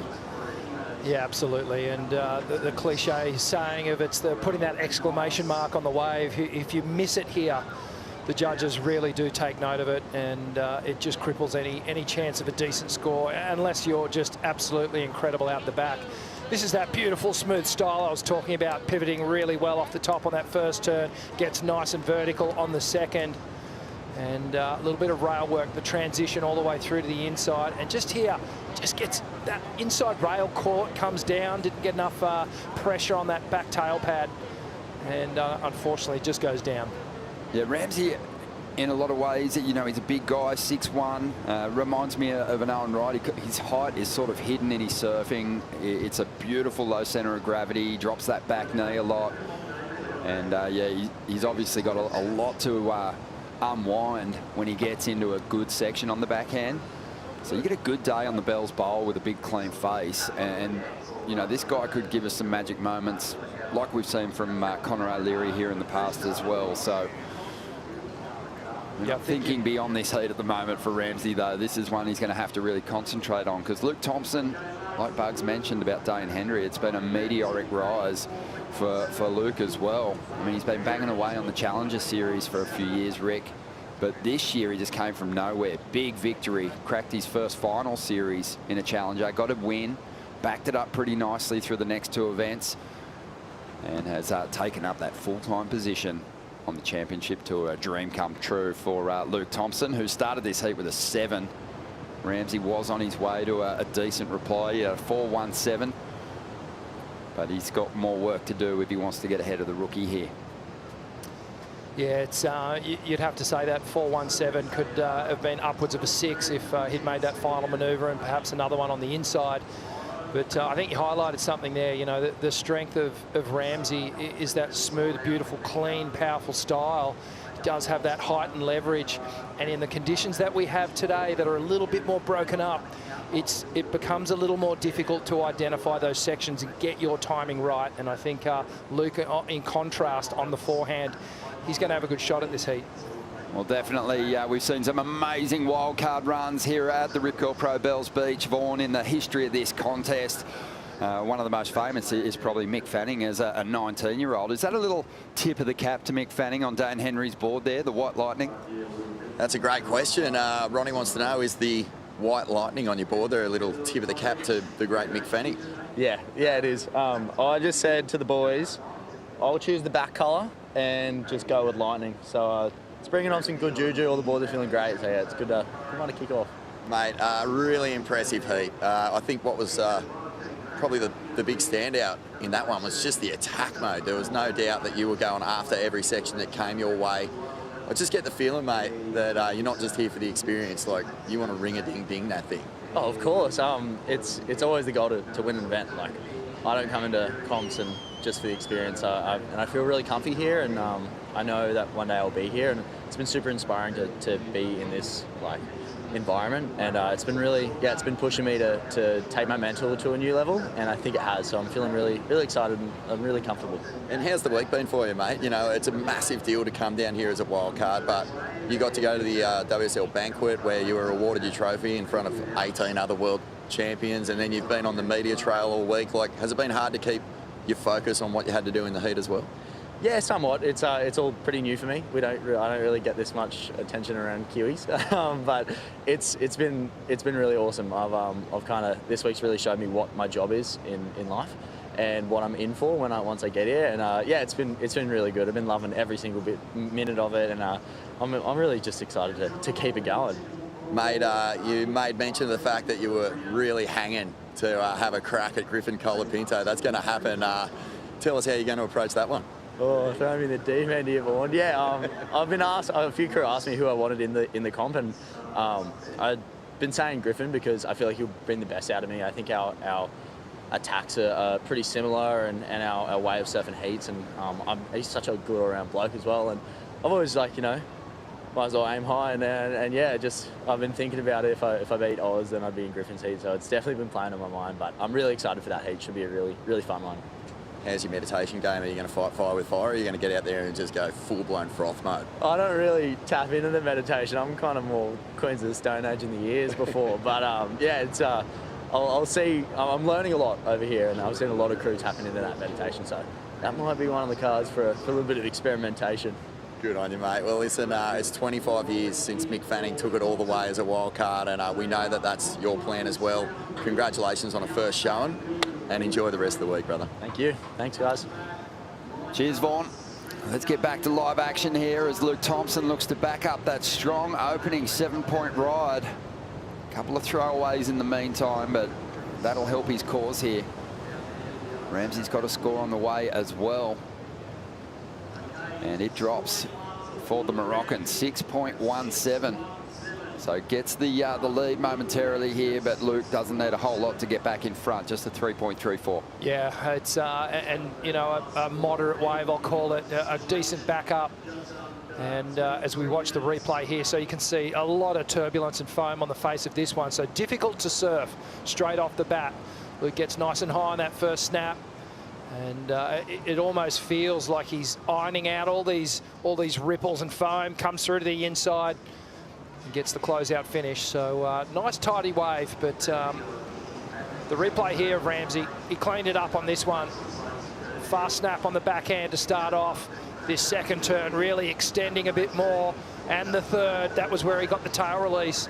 And just by judging from the amount of spray that came off his board on that third turn, really indicates just how connected he was. Brings it all the way through to the inside and gets the rebound and finishes off. So a comeback wave for Ramsey, and he's back in this heat. He is back in it, but Luke Thompson jumps back into the lead with a 4.1 of his own. So pretty tight on the numbers here at the moment. Mentioned that incredible performance of Ramsey over in Tahiti back in 2024, third place. Took him right to the top end of the CT ranks. Finished 12th that year. But yeah, like I said, 7 months out of the water after that knee injury here at Bells last year, Rich, and it was such an awkward one. Didn't injure himself riding a wave. He was actually on the shore break, standing on the reef, got his foot sort of caught in a dodgy position on the inside there, and a wave came through and sort of folded him onto the rock shelf, and he was in a lot of pain, helped out of the water by Italo and Xavier Huxtable, who were out there in the water with him in that opening round. Yeah, I think you and I were actually commentating that heat, and we watched it all go down. It was a real cringe moment. Live action now. Well, let's see what Ramsey can do with this one. He's after a 4.94 to get into the lead. He's got a clean flow, a lot of speed, and the knees hold up beautifully as he lands a huge float there. Occasionally, you'll see a competitor out there just connect with one that hits the reef beautifully on that bowl, and there's some real acceleration. Timed that one nicely. So I don't think it's going to be a monster score, Rich, but he doesn't really need one at this point. No, only needing that 4.17, so it may get in the vicinity, but I think in the overall context of this heat, he's going to need something more than that. But again, I think for him now, it's just surfing into rhythm, getting some reps up, especially after the fall on the opening wave. He just wants to pick up that rhythm. First head-to-head heat at the championship tour level for these two. Let's have a look at the Stone and Wood slow-mo. Just love how low and centered he is on his board. Look, for such a tall guy, 6'1", 85 kilos, just beautiful drifting floater. Just brings it down at the perfect moment right before that wave impacts behind the board. So strong. He was a whippet as a kid. It was nothing of him. Had a great junior career, grew up in Morocco, then moved to Saint-Jean-de-Luz with the tragic passing of his father at a pretty young age. But, you know, his surfing really took off. He started spending a lot of time with Joan Deroux, Jeremy Flores, competing with surfers of that ilk. And, yeah, it really pushed him to great heights. He had some big finishes as a junior. Kind of came through at the same time as Gabriel Medina. They're really good mates. And it's just unreal to have just this classy, goofy foot up, getting back to his best. Says he's 6'1", he kind of seems a bit more imposing than that when you meet him in person. Yeah, definitely. He's a formidable figure, no doubt about it. Somewhat of an Adonis. You know, he's pretty chiseled. 5.83 for that last wave. Great wave. He's back in front. Luke Thompson, the rookie, chasing a 5 with just over 18 minutes to go.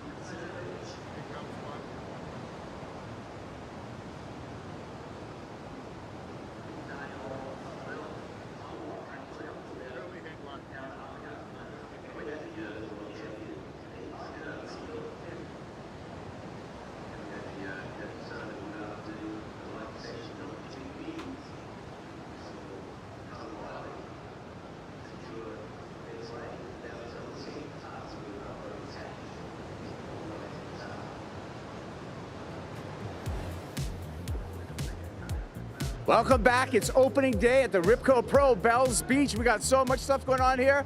And you know what? I got a solution for your fuel problems. You got problems with fuel? The solution, a Fat Boy bike, lots of juice, and it can take on any kind of terrain. Like I said before, Fat Boy is your solution. And if you want to win a Fat Boy bike, you come on right down over here, come to the Fat Boy booth, scan that QR code. You got a chance to win a Fat Boy. Fat Boy, remember, whether it's sand, surf, dirt, gravel, anything, Fat Boy eats it up. Keep it with Fat Boy. Never trust a skinny bike. Yeah, Kipes, always having a good time down there.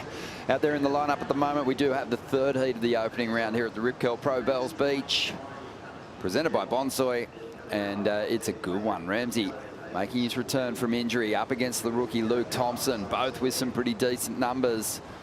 Luke's been pushed back into that second position. He's chasing a 5 at the moment.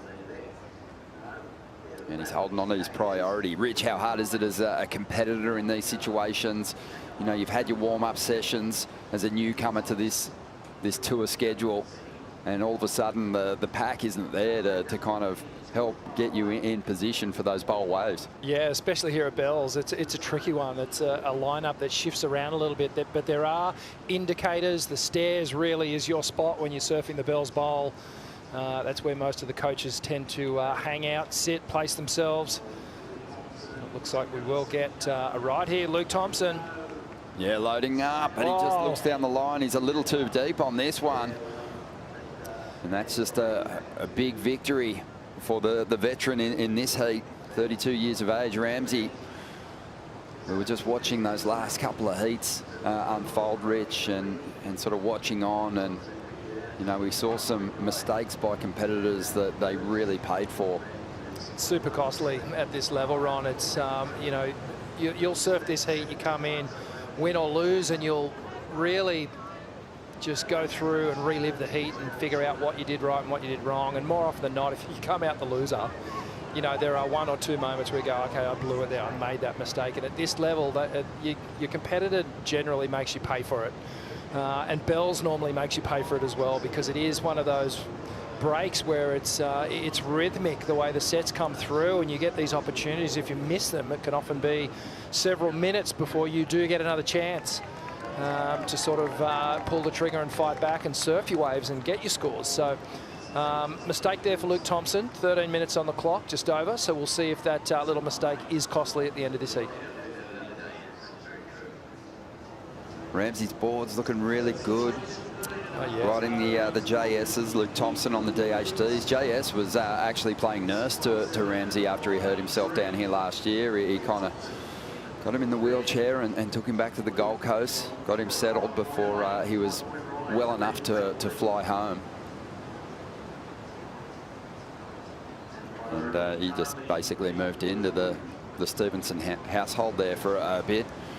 So Luke trying to sell Ramsey there. He's not buying, guarding that priority, but the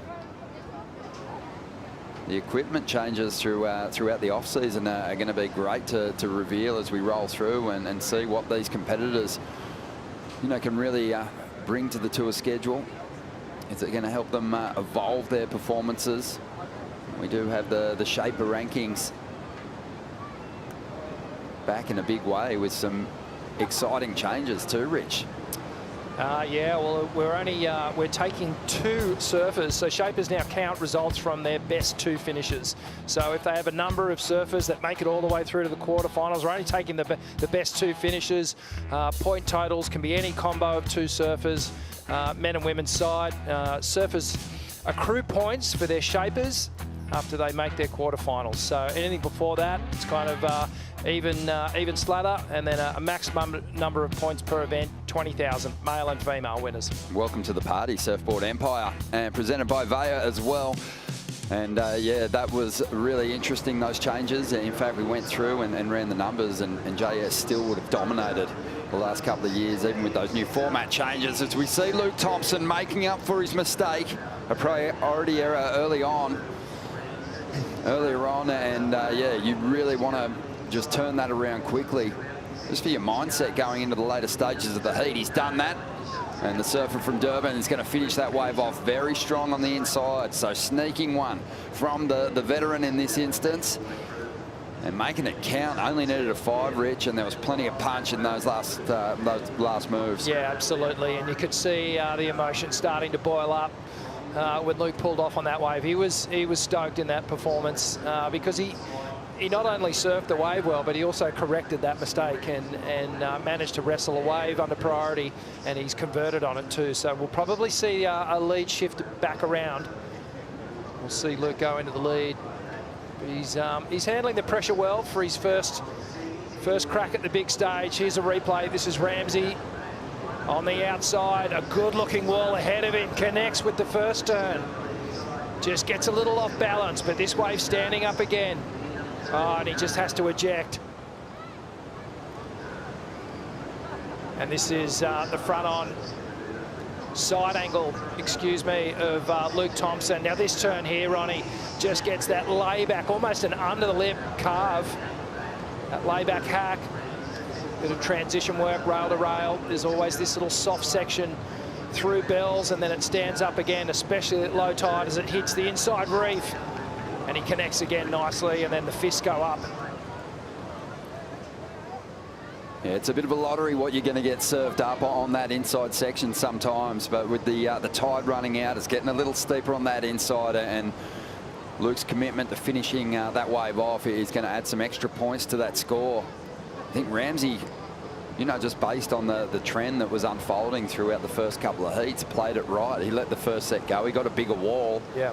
He got one good turn in, but the next section, it didn't kind of throw out to the bottom of the wave, so it sort of broke halfway down the face, and he couldn't get that second move in. General rule at Bells is the second wave is the better wave of the set, especially when it's conditions like this, because that first wave almost cleans it up. It gets the steamer out and just gets the creases out of the next wave. But have a look at this score that's just dropped in. Luke Thompson, 7.67. Now that is a great looking score line now, just under 15-point heat total. And Ramsey with some work to do. So he's put the pressure on. Ramsey needing an excellent wave now. Yeah, I see showing us the spread from the judging panel there. Pretty consistent across the board. It was always going to go there. High impact opening turn. Solid finish. 7.67. And a healthy number needed now for Ramsey. An 8.5 to get himself back up in front. It's the Cale Bell Warren up there on the stairs. Local here. Looks like he has got himself a bit of a coaching gig here with Luke Thompson for this contest, and quite a few CT surfers leaning into his knowledge, which is really some of the best you can tap into, and plenty of greats have used him in the past, so smart call from the rookie. Ramsey still working with Richard Dogmarsh. Rich, and old sparring partner of yours. Yeah. You guys were even chained together in a photo shoot one time. Yeah, we were, mate. That was back in the hot tuna days, and yeah, they were definitely out of the box and a little bit out of their time, but yeah, they were fun. They were always. There's the dog. There's the dog, Marsh. He's a good boy. Connor O'Leary, great moments for Connor last year at J-Bay, breaking through, getting a big CT victory. That was magic, and. Yeah, that was a popular big victory. Year for him. Yeah, huge. Very popular victory there for Connor O'Leary. And, well, Richard Dogmarsh had a second here, runner-up to Nicky Wood. Really close in that final too. Yeah. One of the youngest CT finals on the men's side ever. They were both Groms, really. But yeah, Richard Dogmarsh knows his wave really well. So Ramsey with work to do here, 8.5. Just wants to turn around the bad memories from last season, that nightmare opening round heat. But he's going to need to really lean into his best backhand surfing to get it done. Let's dive into the GWM heat recap here. The rookie Luke Thompson kicked off with a bomb, a 7-point ride for this. Oh, really attacking that first section. Set the tone for this first wave and set the tone for the heat. Yeah, unbelievable. Great composure. Read this wave perfectly. Didn't oversurf the middle section of the wave and really put a nice finish on it. And Ramsey did well to get himself back into it with that clean, flowing backhand. Just pinpoint timing on a wave that was starting to lie down. He still managed to squeeze over 6 points out of it. Now, this was huge for Luke. He'd made an error with priority, and then Ramsey had a decision to make with a few waves in the set. He let this first one go, and it gave Luke a really solid inside section to lay into, and he turned in the best number of the heat, a 7.67. Right behind it, Ramsey let go of one big, beautiful backhand turn, but that's all he managed to get out of that wave. So he's got a big job on his hands now with just under 6 minutes to go. Yeah, it's a tough spot to be in, needing an excellent score, an 8-5. With under 6 minutes to go at Bells, you're starting to think, okay, I'm going to have to do this in one wave. I can't chip away at this score. I can't do this in two. So really, wave choice is coming down to it. Luke Thompson has played this heat perfectly. There was a shift in momentum through the middle part of this heat where he made a mistake, lost priority, but he cleaned it up, turned it back around. And he's got himself, well, the two best waves of the heat. And I think the standout moment, Ronnie, was that on that second wave, that layback kind of lip carve where it was, you know, it was right on the edge, and he kept in control, and the judges really appreciating that. I think just looking at the surfers who've done well out here on the backhand, Ramsey would look at this event and go, hey, I've got a chance at winning here. Yeah. You know, I've got the power. He's got the big calves. You know, he can really match the power of a big, tall wall as well. Just thinking back to Cole Houshman getting the victory in 2024. Matty Wilkinson with his unbelievable run through the Australian leg back in 2016. Italo's on that famous trophy now. Ramsey's got those tools, you know. It's like, it's a lot of power, but obviously it is one of the most stacked fields that we've seen in a championship tour season, and what a year to have it on both the men's and women's side. 50 years of professional surfing, and just some big changes to the format, which are going to be so fun to watch unfold. An incredible schedule, and to finish the Pipe Masters. Here goes Ramsey after an 8.5. Going to be hard on this wave. It's a medium-sized wall, and he forces it. He kind of had to push.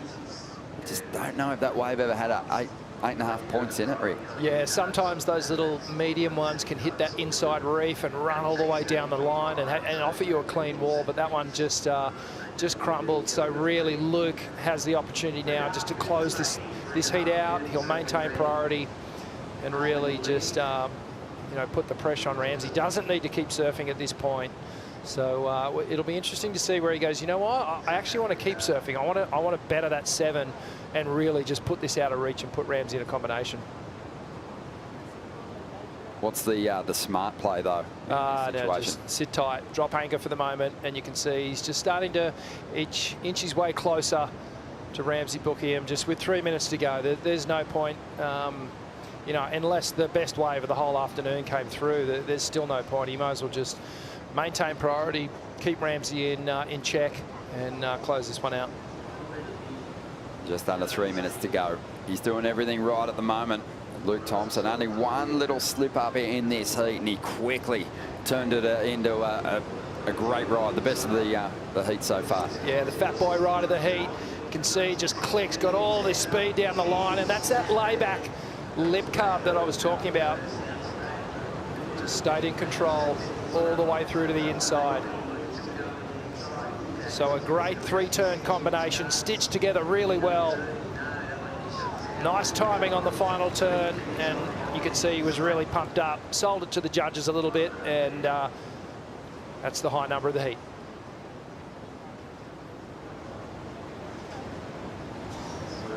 Hit that 2-minute mark now.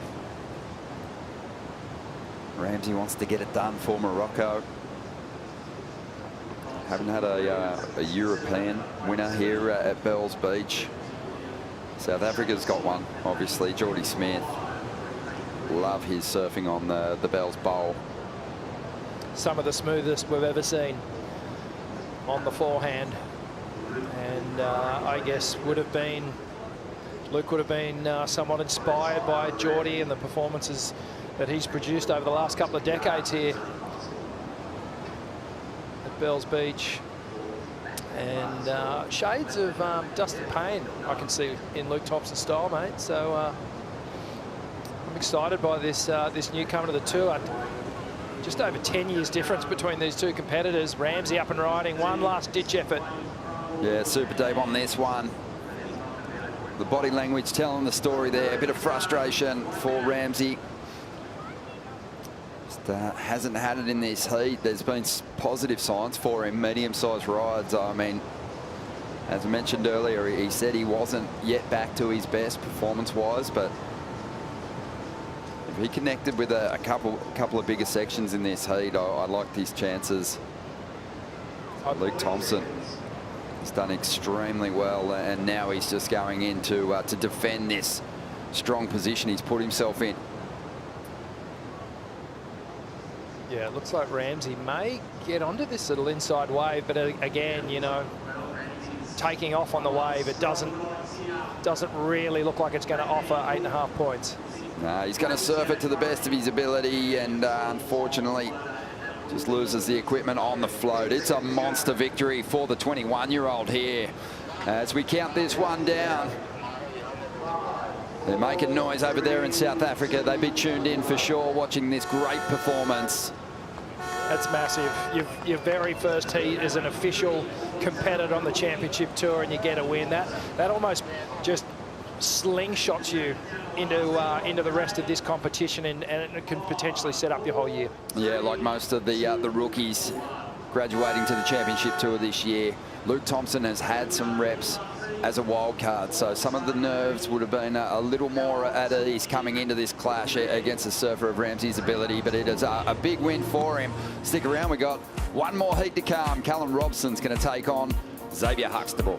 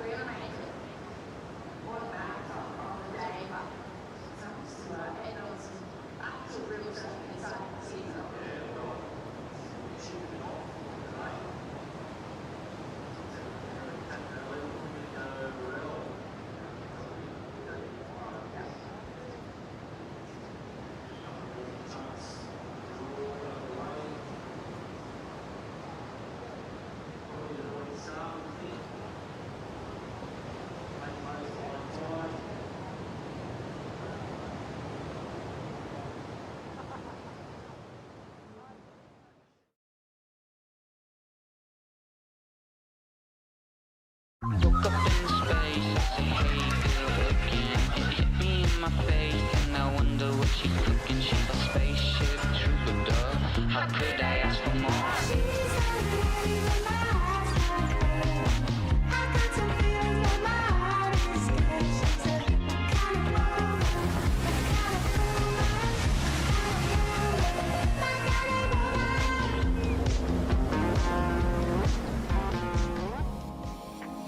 We love our time here in Victoria, and especially down here on the Surf Coast and the Great Ocean Road. And Bells really is the gateway to this special part of the coast, and it is spectacular. It always delivers. We've got tricky conditions out there this afternoon to kick off the opening round of the Rip Curl Pro Bells Beach, presented by Bonsoy, and the last heat of the day features Callum Robson making his championship tour return after a memorable run in the last two events on the Challenger Series, up against Xavier Huxtable, who's been a handful for the world champs, the world title contenders. His past two efforts as a a winner in the trials in this contest. Rich, he's done a lot of damage. He certainly has, and you know, he's full of confidence. He'll have the home crowd advantage here, home crowd knowledge. He obviously knows this wave better than anyone in the draw. So, but mate, Callum Robson, he is on some sort of heater at the moment. He is on such a good roll, so much confidence coming off that win at Pipeline. Great event up at Newcastle, and you know, he's back where he belongs on the championship tour. He was nowhere on the Challenger Series ratings heading into the second last stop, the Pipe Challenger. I think he jumped 23 places with a victory at the Pipe Challenger, got to Newcastle, jumped another 5, got himself to 6th position. He was so elated, and he's coming back to an event where he's had his best ever result as a CT campaigner, a runner-up finish here to Felipe Toledo back in 2022. Xavier Huxtable, like you said, he's got the knowledge of this break, and he's, you know, a potential wrecking ball in this field. I'll tell you who'll be watching this heat closely. Italo, because the winner of this one's going to surf against Italo, and Xavier gave Italo the boot in the second round of this contest last year. Yeah, it's going to be a big one, and well, in 30 minutes time we'll know if they're going to go for a rematch. But you know, Italo will be wanting revenge in a big way. Xavier's actually coming off the back of his first Challenger Series run, and it was a solid one. He got to 17th on the rankings. He did have a shot going into that final event up at Surfest. But it got away from him, but he had a great finish to the year as well. At the Pipe Challenger, he had the highest heat score total of the event. I think he's sort of really starting to believe that he's got what it takes. Yeah, well, he's in a good field of Aussies that are you know, really charging through the events at the moment on the Challenger Series and on the Championship Tour as well. And he's sort of in good company with George Petter and a bunch of those guys that are all feeding off each other's energy. See Luke Thompson make his way up the stairs. That's a good feeling. Mate, in your inaugural year on the Championship Tour, that walk with a win. Thank you. Like I tried to pee. Well done. I left the 6-on-7 guy. I thought I was going to have too much stress. Yeah. And then I flipping through priority wave, but then I got the 7 back though. Yeah. Because that was from Matteas' wave. I had that same angle that Matteas got that 683 on, and I was like, okay, if I can just get 2 on the bowl, and then it gave me that big end section. Awesome, man. Yeah. And I was Second like, time was sick. thank you. I was like, I knew it was like a big section. I was like, I had to fucking gaff this thing. No, I was fighting. It was nice to just like, I was telling myself when I was out there because I got the 7, and I was like, back up. And then I was just like, couldn't get a back up, and I was just fighting. And I was like, all right, exactly what we spoke about yesterday. I was like, just like, breathe it, relax, come back. Luke Thompson, Swear jar. he's buzzing. He's absolutely buzzing, and working with Tim McDonald looks like, but leaning into some local knowledge as well. Callum Robson up here. And this is his opening ride. Yeah, you know what? The ski. Ron, I reckon this was just a repositioning manoeuvre here. These guys were miles deep. They were almost sitting off the Rincon reef on the inside there, and you know, no one really wanted to give in to that inside track, but these guys are going to start settling down into a flow here. They'll get out the back of these opening scores, not really of any consequence. Let's have a look here at the replay of Callum Robson. He almost has to do a little check cut back, wait for the wave to stand up here, get some nice speed down the line. Just see the wave just racing off in front of him, and he doesn't really get any open face opportunities to really click and connect and open up. So at this point he's just thinking, okay, I'll get to the jet ski, get out the back, and let's start this game. Bonsoy team rider Callum Robson, 25 years of age. From Evans Head, he goes Xavier. He looks a bit deep on this one, so a couple of throwaways for him. But Callum, I think, comes back to the CT, Rick, a better surfer. He's worked so hard to get his place back. After being cut in 2024, he actually got to 14th. I think he missed out on qualifying again by a heat win. So it was heartbreaking for him, but he gathered himself up and, you know, really showed some great resilience through the 2025-26 Challenger Series to get this spot back. And, you know, he saved his place in the event at Newcastle with one of the airs of the contest. And he's always had those airs, but that was on another level. So we'll see if he brings some of that to the lineup this afternoon in these tricky conditions. 26.5 minutes to go here, and we've already heard a bit of what Luke Thompson's had to save on, but he's running on a lot of energy here at the moment. Oh, he's set me off down here. Luke, mate, the tail of the tape today. We've got a rookie, a wild card, and another rookie getting through this round one. Congratulations, and pretty handy heat total there too, bro. Oh, thanks, bro. Yeah, I was frothing. Pretty much just been at home napping the whole day. Yeah, they put us on hold this morning because it was pretty small, and thank goodness it was a pretty good call from WSL, and the waves got a lot better now. I think Xavier's teeing off behind me, but yeah, I was just frothing to get out there. It's been 2 weeks of pretty much just like sitting, waiting around to get it going, and it's been a pretty special 2 weeks, like just feeling all the energy and like even getting your rashie handed to you by Kelly Slater the other day. It was like pretty special, and yeah, I'm just trying to really enjoy the moment. I feel like your rookie year can go by pretty fast, and I just want to like stop and look around and just enjoy it, you know. You can see that you are, mate, and you know, a lot of the crew who you qualified with are good friends as well, and it sort of makes coming to an experience like this all the easier. Yeah, me and Obez, Oscar, we pretty much travelled most of the year together. I've been living with him for the past 2 months. His family's pretty much adopted me in the Gold Coast, so that's been pretty cool, and it's nice to have him this year travelling with, and Joel's kind of taken us both under his wing as well, which has been pretty cool.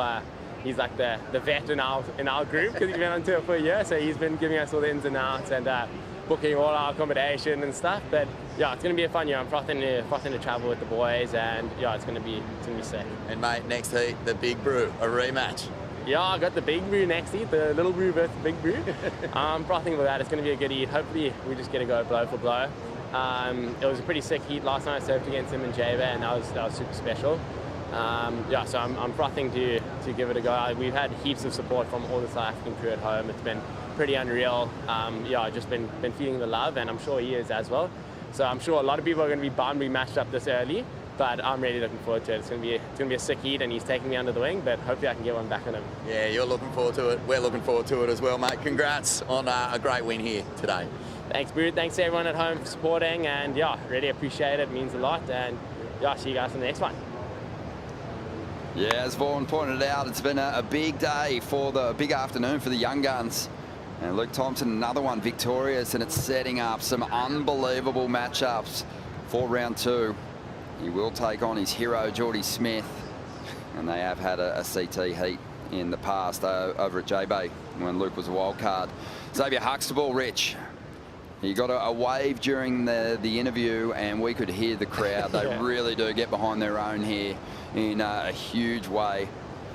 And obviously the local fans are out here in force on a chilly afternoon down here. Or they'd probably call it tropical. He ripped this wave. He certainly did. You can see there's a new energy on this wave, and Xavier just brought it all the way through to the inside. And really good read.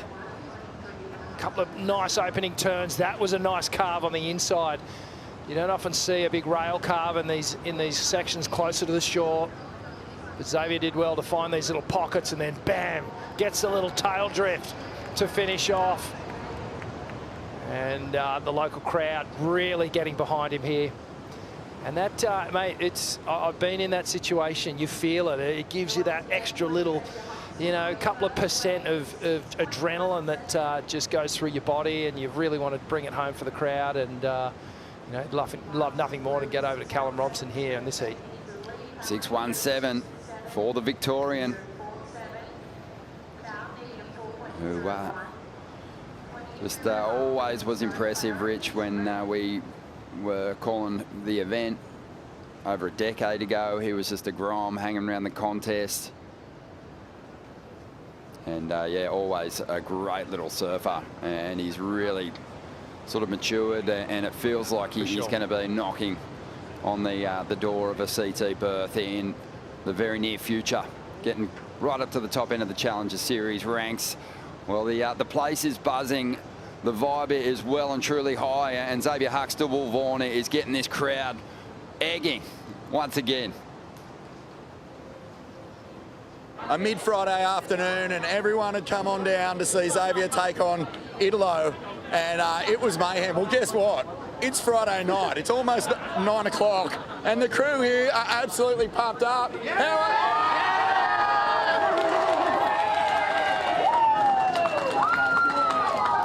We got Zave's good mate here and Board Riders Club brother as well, Tully Wiley, mate.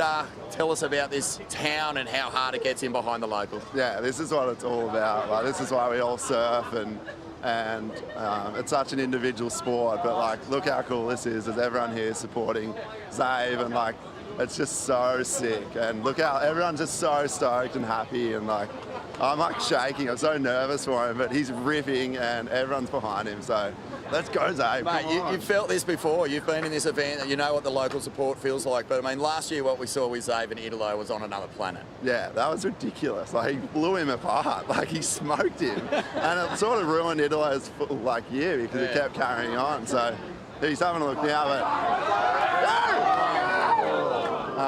but yeah, nervy times, but good start. 6-on-7, so it's a good start. Yeah.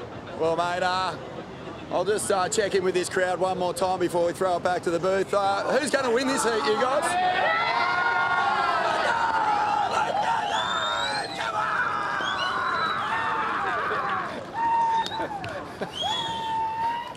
On your Vaughan. Yeah, Tully surfed in the event as a wild card too and had Xavier Huxtable right where he was, cheering him on. So happy to return the favour with the Torquay Board Riders Club, who are just on fire at the moment themselves, producing a lot of great surfers. And Xavier's got that 6-1-7. It's a crucial score coming in to the 20-minute mark now. Callum Robson without a score and note, Rich. And we've seen it already in the first few heats. That's built some pressure on these individuals. It is the first event of the year. This is the opening round. There are no second chances anymore. And as brutal as it is for these competitors, I love it. I love it too. You know, it's the 10 years that I did on the championship. This is all I knew. You rocked up. If you lost, you were gone. You know, you had to put your sights onto the next event. So, you know, it's cutthroat. It means that every single heat, you need to be on. You need to be ready to go. Maximum consequences. You know, if you don't perform, you're out. You don't want the 33rd, because back in the day, what did you guys call it, Rich? Well, I don't know if we might get censored. No, it was a dirty turd. It was. That's what you called it. Let's have a look at the championship tour schedule for 2026. How good is this? Unbelievable. Starts with the Aussie treble, of course. Big prizes up for grabs, courtesy of our good mates at GWM, and then we're heading over to New Zealand. Raglan, last tour event there was 50 years ago, the inaugural year of the professional era. And then, of course, over to Punta Roca, El Salvador, Rich, and some of your favourite stops. Yeah, absolutely. This next stretch through Saquarema in Brazil, Rio de Janeiro, and then, of course, we go to Tahiti and the break of Chopu, which is a real crowd pleaser. And you've got to have your wits about you. Cloud break after that, and then one of my favourites, Ronnie, Lower Trestles in California. And then, yeah, from there, we'll head to Abu Dhabi, Peniche, Portugal, and then the big one, the showdown at the Bonsoy Pipeline. Yeah, everyone wants to get themselves right toward the top end of the rankings, because we will whittle that field down a little bit after Trestles. Everyone will come back for that pipe event, where we've got the surfers are going to be getting paid time and a half at that last event. Extra points up for grabs in the season finale, the Pipe Masters, and so it should be, because that is the trophy that every surfer worth their salt so desperately wants to win. Just like this one, Bells, just an iconic trophy, Rich. And at the moment, Xavier Huxtable, he's in a good position to keep that dream alive, but Callum Robson, he's a stud. He'll hold his nerve in these final 17.5 minutes and make a comeback in this heat. He is such a workhorse, this guy. You know, he's a student. He's really astute at how he goes about his career, and he takes a holistic approach to everything: mental, physical, equipment. He's methodical in how he goes about it, and he's a real, you know, the best way to describe, he's a blue-collar worker the way he does this thing, and called pro surfing, and he takes his career very, very seriously. Doesn't sort of get caught up in the fanfare. He keeps it real. And just his brand of surfing is really no nonsense. You know, for me, it has that real nice power element to it that sort of underlies everything he does. But like you said, he's got this air game that he just taps into when he needs to. Well, here he goes. Let's see if he can get himself in this heat. Bit of foam on the face. Negotiates it reasonably well. Would have loved to have set that rail a little deeper, but he'll stick with it and see if he can't come home strong here. It's a tricky one to serve. He's not loving it at the moment, but he'll take it right through to the inside now and meet that ski. Oh, Just no. doesn't get that final turn right. The wave sort of flattened out on him just a bit. Just under 16 minutes to go. It's such a big commitment when you take off on a wave at Bells. You've got to ride it from start to finish most often, and you know, so right here, you know, let's check the replay. So Callum screaming down the line here, gets this first little hook, and at this point he's still looking down going, okay, there's points here. A little bit of foam on the face, and then he's just waiting for it patiently to stand up again. Right here he's going, oh, this thing hasn't produced good scoring outside, so I need to make it count on the inside. I'm already committed. I've got to keep going all the way to the end. No point pulling off now. So he pushes it extra hard for that final turn, and unfortunately just pushing that extra little bit has just made it just difficult for him to finish that last manoeuvre, excuse me. Back to live action now, and Xavier goes looking to back up that 6.17. Nice and explosive out of the lip, but he pushes a bit hard there and comes unstuck. Gets a little caught on the roof, and that's going to leave him in no man's land, so he'll paddle back out. We've still got 15 minutes to go here. It's time for a Bonsoy brew break.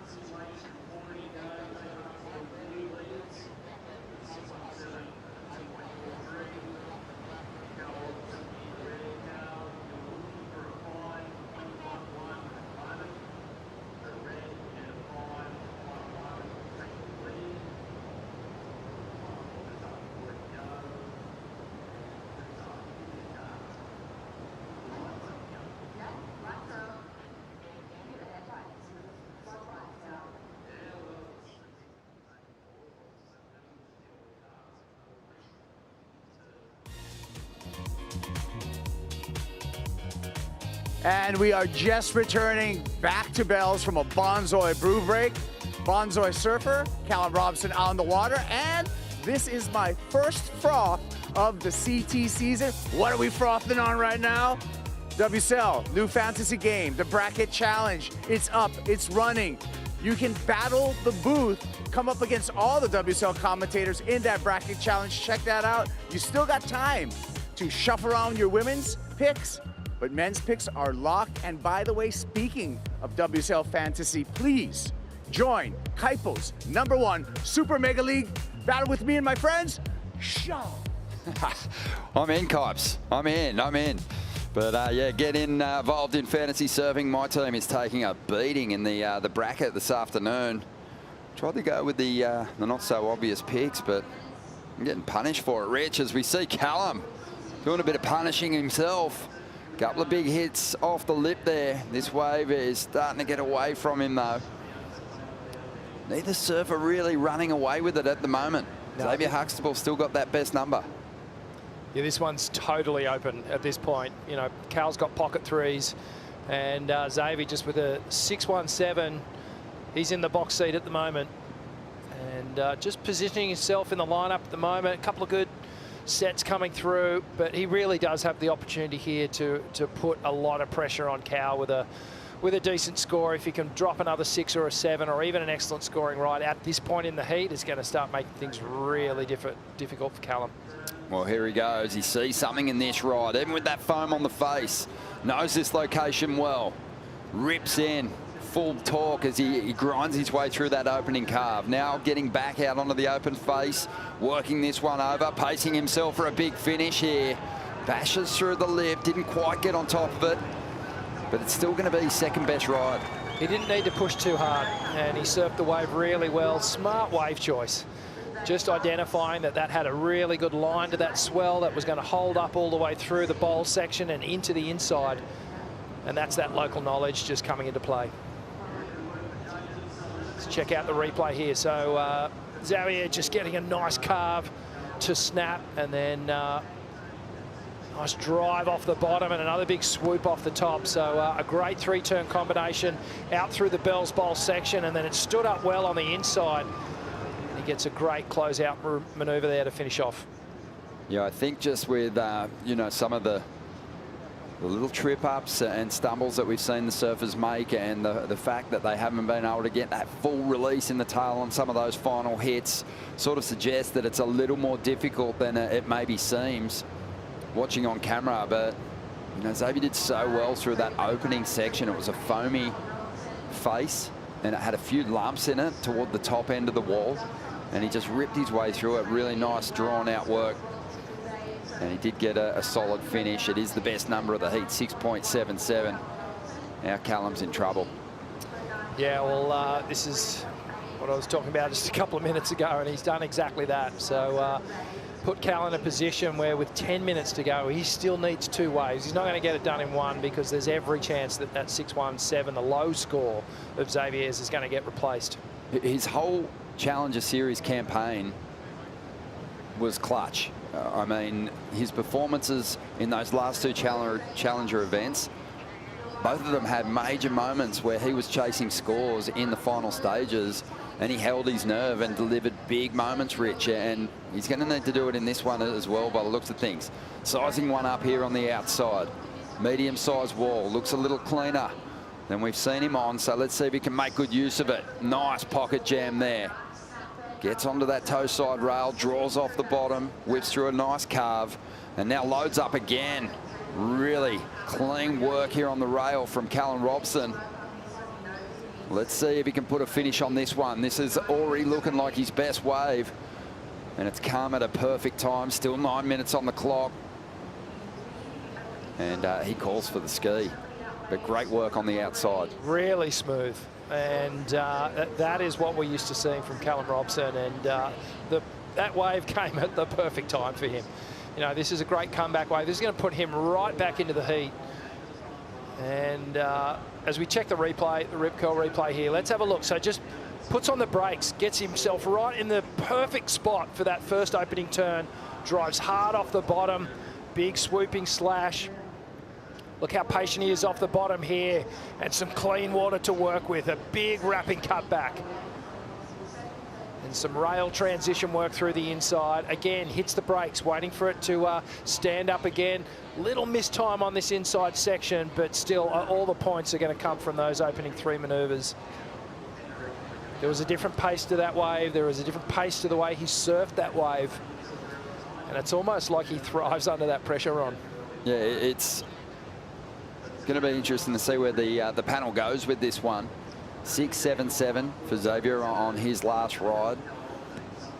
Had a couple of nice carves at the start, but Callum had that nice punch in the pocket on his first turn.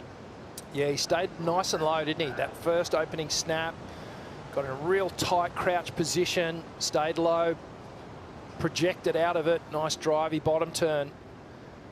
So there was a good variety of maneuvers there. The second 2 were somewhat horizontal, but they had power and they had displacement of water through the maneuver. Yeah, there it is. Definitely felt that the top scores in this heat were going to be pretty comparable there. 6.47 for Robson. Now after a 6.48, we've got a heat on our hands. This is great. This is heating up, and final 7 minutes to go. It really is going to be the battle of the backup score. They're two high scores, very, very similar, just 0.3 of a point difference. Here's the Stone and Wood slow-mo of Callum's opening turn. Yeah, so watch how low he gets here. Stays nice and crouched, got a little drift. Now he sits on that toe side rail. Big driving bottom turn. Swooping turn off the top there. Comes back right to that foamy section where all that power is. Again, drives hard off the bottom. Extends this turn further. Holds that rail line. Pivots right at the final moment through that manoeuvre. So great combination there. Good stuff, right back in the heat. We've got still 6 minutes to enjoy in this last heat of the day, and then stick around for the Stone and Wood Post Show, the first of the season. And I love them, Rich. And I'm going to tune in to this one. I'm going to go down to the Stone and Wood Bar. I'm going to watch yourself, Felicity Palmetier. Jesse Starling is going to run us through the afternoon's highlights. And there has been some great stories unfolding for the youth brigade. The young guns are on the CT, the rookies, the wild cards, and Xavier's going to try and keep that story rolling here as he takes off, looking to improve on a 6.17 here. Can already hear the crew, the local crew, the Torquay Board Riders Club getting behind this guy as he rolls through to the inside now. Just working it over, doesn't make that link through to the inside. And I think Callum Robson's going to be rubbing his hands together on the outside because he knows that he needs some time. He didn't want Xavier with that priority controlling the lineup. Yeah, he really forced Xavier to make a decision around that wave. Cal was on the inside looking at it. He was going to go no matter what, and Xavier pulled the trigger. In hindsight, perhaps it was a mistake, but those opening two turns, not too bad, but then that wave just sat down on him. There was nothing through the inside. I don't know if he's going to better that 6.17 run. In fact, I don't think he will. And this is an opportunity now for Callum Robson. Yeah, with some waves approaching, there is a set on the outside. It's not the biggest set of the afternoon, but he's going to have a decision to make here, Callum, with 4.5 minutes to go. This one, he's thinking about it. He's going to let it go. 4.5 minutes. And Callum Robson, even though he is behind, he is somewhat in the box seat in that he can steal this heat away from Xavier Huxtable. The local crew in the stand here, they won't be feeling safe about this one by any means. No, we're losing light. We had a late start. We're starting to get into the evening here. Last 4 minutes of the heat, then we will do the post show. But here we go. Here's the GWM recap. And it was Xavier Huxtable opening up the heat with confidence. And all the backing of the local crowd, surfing really fast. Great wave choice and some beautiful surfing. Milking these waves all the way through to the inside. We know that he loves to rattle the cages here and upset the draw at Bells Beach. As a wild card, he wants to do it again. Great extension on these forehand calves. Really mixing it up. Difficult waves to surf too, Ron, with all this turbulent water on the face. These guys are doing a great job of keeping these rails wet and engaged. Most definitely. Yeah, I think Xavier, just that first ride, it was a little smaller. But for me, it was the best surfed wave of the heat. Callum did really well to get himself back in it. It was a composed ride from him. 6.47 for this one. It's left him chasing a 6.48, a pretty similar number to turn the heat here, and he's got priority on the outside. But you can always count on Cal to fight until the last second. Yeah, he knew at that point, didn't he? That little fist pump, you could just see he's like, yeah, I've done half the job. Just need one more. Well, both of these guys grew up playing footy, different codes. Callum Robson, he wears the number 6. He was a 5'8" growing up, playing rugby league, won some premierships, playing for the Ballina Seagulls, I believe. And when Xavier Huxtable was a really strong Aussie rules player, AFL. So wow. They had that competitive fire, that mongrel in them, but channeled that into surfing, and it's seen them achieve some amazing things. One of their runs is going to end in the Rip Curl Pro Bells Beach this year. Sudden death. Yeah, and at the start of the season, it's a real balloon popper. You know, it means you're already behind the 8 ball. You're behind the rest of the crowd. Here we go. Here we go. He's got to keep paddling to get into this one, Callum. He does well to get over the hump and lines up this first section. Beautiful floating re-entry, but that's all he's going to milk out of this wave. And Xavier Huxtable's going to see that on the outside. And he will go into defence mode now in the final minute and a half. Callum Robson's going to be desperately seeking some space in this lineup now. Wow, we did not expect that to happen. And you wonder just with that paddle whether Callum just this happens at Bells, can sometimes feel like you're in the right spot and it just lays down under you. You can't quite get on the wave. He was so committed. He had to go. He had priority. Yeah, he was going to lose priority even if he pulled back on that wave, which stretched out across the bowl and closed on him. And Xavier Huxtable took a wave earlier on, Rich, only managed a 5.17, didn't up the ante, didn't push that requirement higher for Callum. And with Callum's CT experience and just the form that he's carried into this event, just expected him to convert on that mistake. Yeah, well, this is, you know, it's a bit of a roadblock in this crazy role that he's been on for the last couple of months and the momentum that he's been carrying. And he's having a look at this little insider. 6.48 is the number that he needs. Finds some space, loading up, has the speed and has the moves that can fetch those big scores, but this one flattens out on him. That's all he's going to get out of it. And it has been a magic run of form, but Xavier Huxtable, he understands how difficult the assignment was here in the opening round. Job done. Look out, Italo. It's going to be a matchup.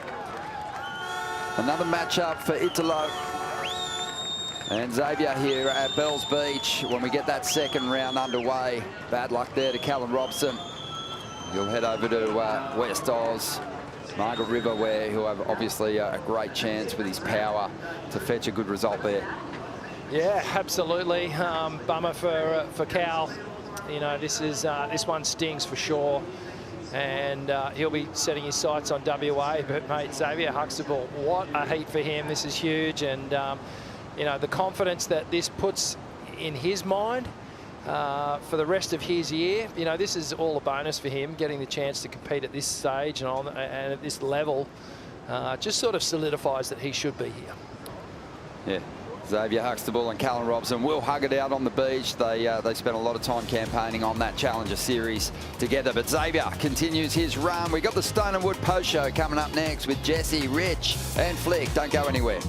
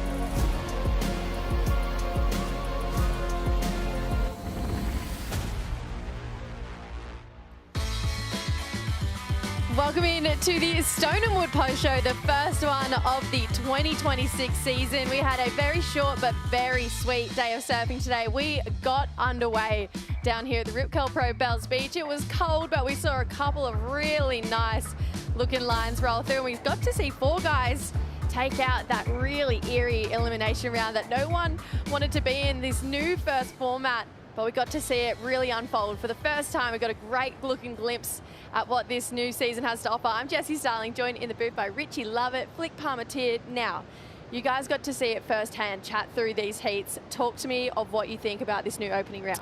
I love it. It's cutthroat and it's pressure and it's, you know, all the things that competition should be, whether it's surfing or whatever we're competing against. You know, it's 2 people hit the water, someone's going home. Wow, it was heavy, you know, because obviously I think you can just see the weight of the emotion. And I know that first heat with Liam, I mean, he's set pack and he's going off to West Oz now, and just the intensity is there.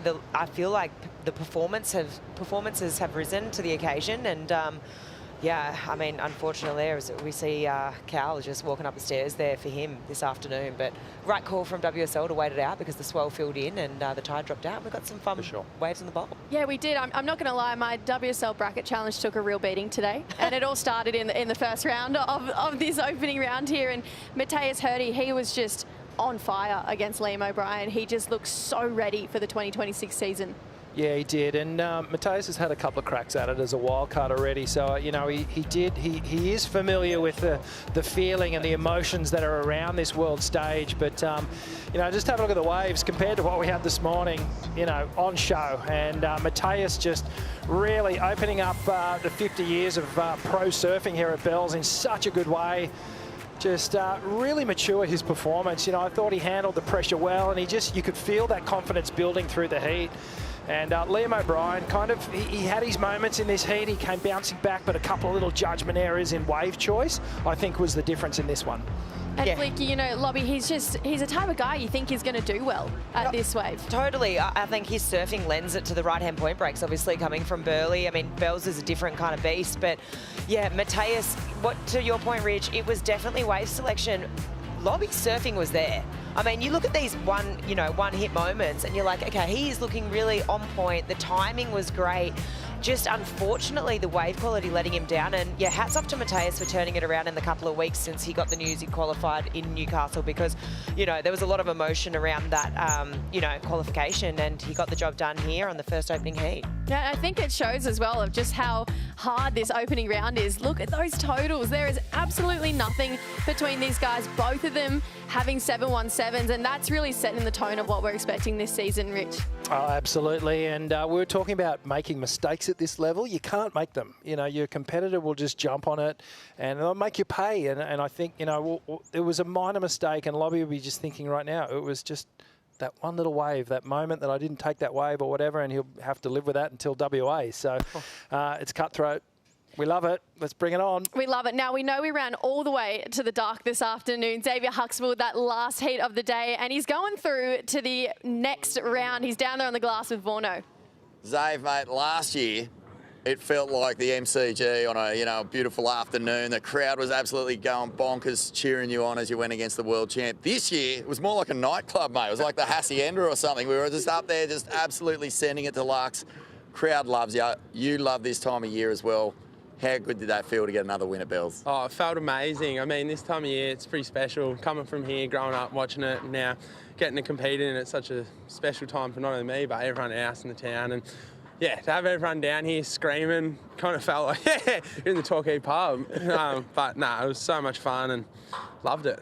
Mate, yeah, you did love it. We could tell. Talk us through sort of what you've learned from your past experiences and how that can fuel, a deeper run at this year's Rip Curl Pro. Yeah, I mean, you take away a fair bit. Like, these comps, you learn so much in such a short period of time. And I've been lucky enough and fortunate enough coming from here to get a few wild cards in. And yeah, I mean, you learn a lot of things that not only translate into these events, but also those QS and Challenger heats. So yeah, kind of just trying to put them to use here. I had a bit of a shocking start and a bit of a fluff around throughout the middle, but yeah, luckily put two together and got through. That's awesome, mate. And yeah, tell us, like, what is your goal for this year's event? Because we saw basically today it was the wild card, the trials winner, and the 2 rookies getting through. Yeah, it was a pretty wild day. Yeah, both us wildcards got through, so a couple of upsets. But yeah, I guess the goal is to just always have fun with it and enjoy it, but also try and put some performances together that I'm happy and try and do some surfing that I'm proud of. So yeah, give it a good crack. Well, you're doing that, mate, and you got the whole state behind you. This is going to be a huge story tomorrow. Oh, I can't wait. I'm frothing. So yeah, can't wait to see everyone back down here and hopefully go again and get another win for them. See you nice and early, brother, in about, what, half an hour? Yeah, it's 6 a.m. Nothing like a big smile from Zave and Vorno to really just kind of bring in at the end of the day. Zave actually, he's going to take on the guy, one of the top dogs who he took down last year, Italo Ferreira, in heat number 13 tomorrow. That is exceptional. I cannot wait for that matchup flip. Oh, there was a lot of emotion around that last year. Obviously, Vaughan spoke to all the crew in the crowd, the local support for Zave, but then obviously Italo and what that meant for him and how fiery he gets in the water and how, that competitive nature he brings. I'd say there's going to be fireworks again. Oh, yeah.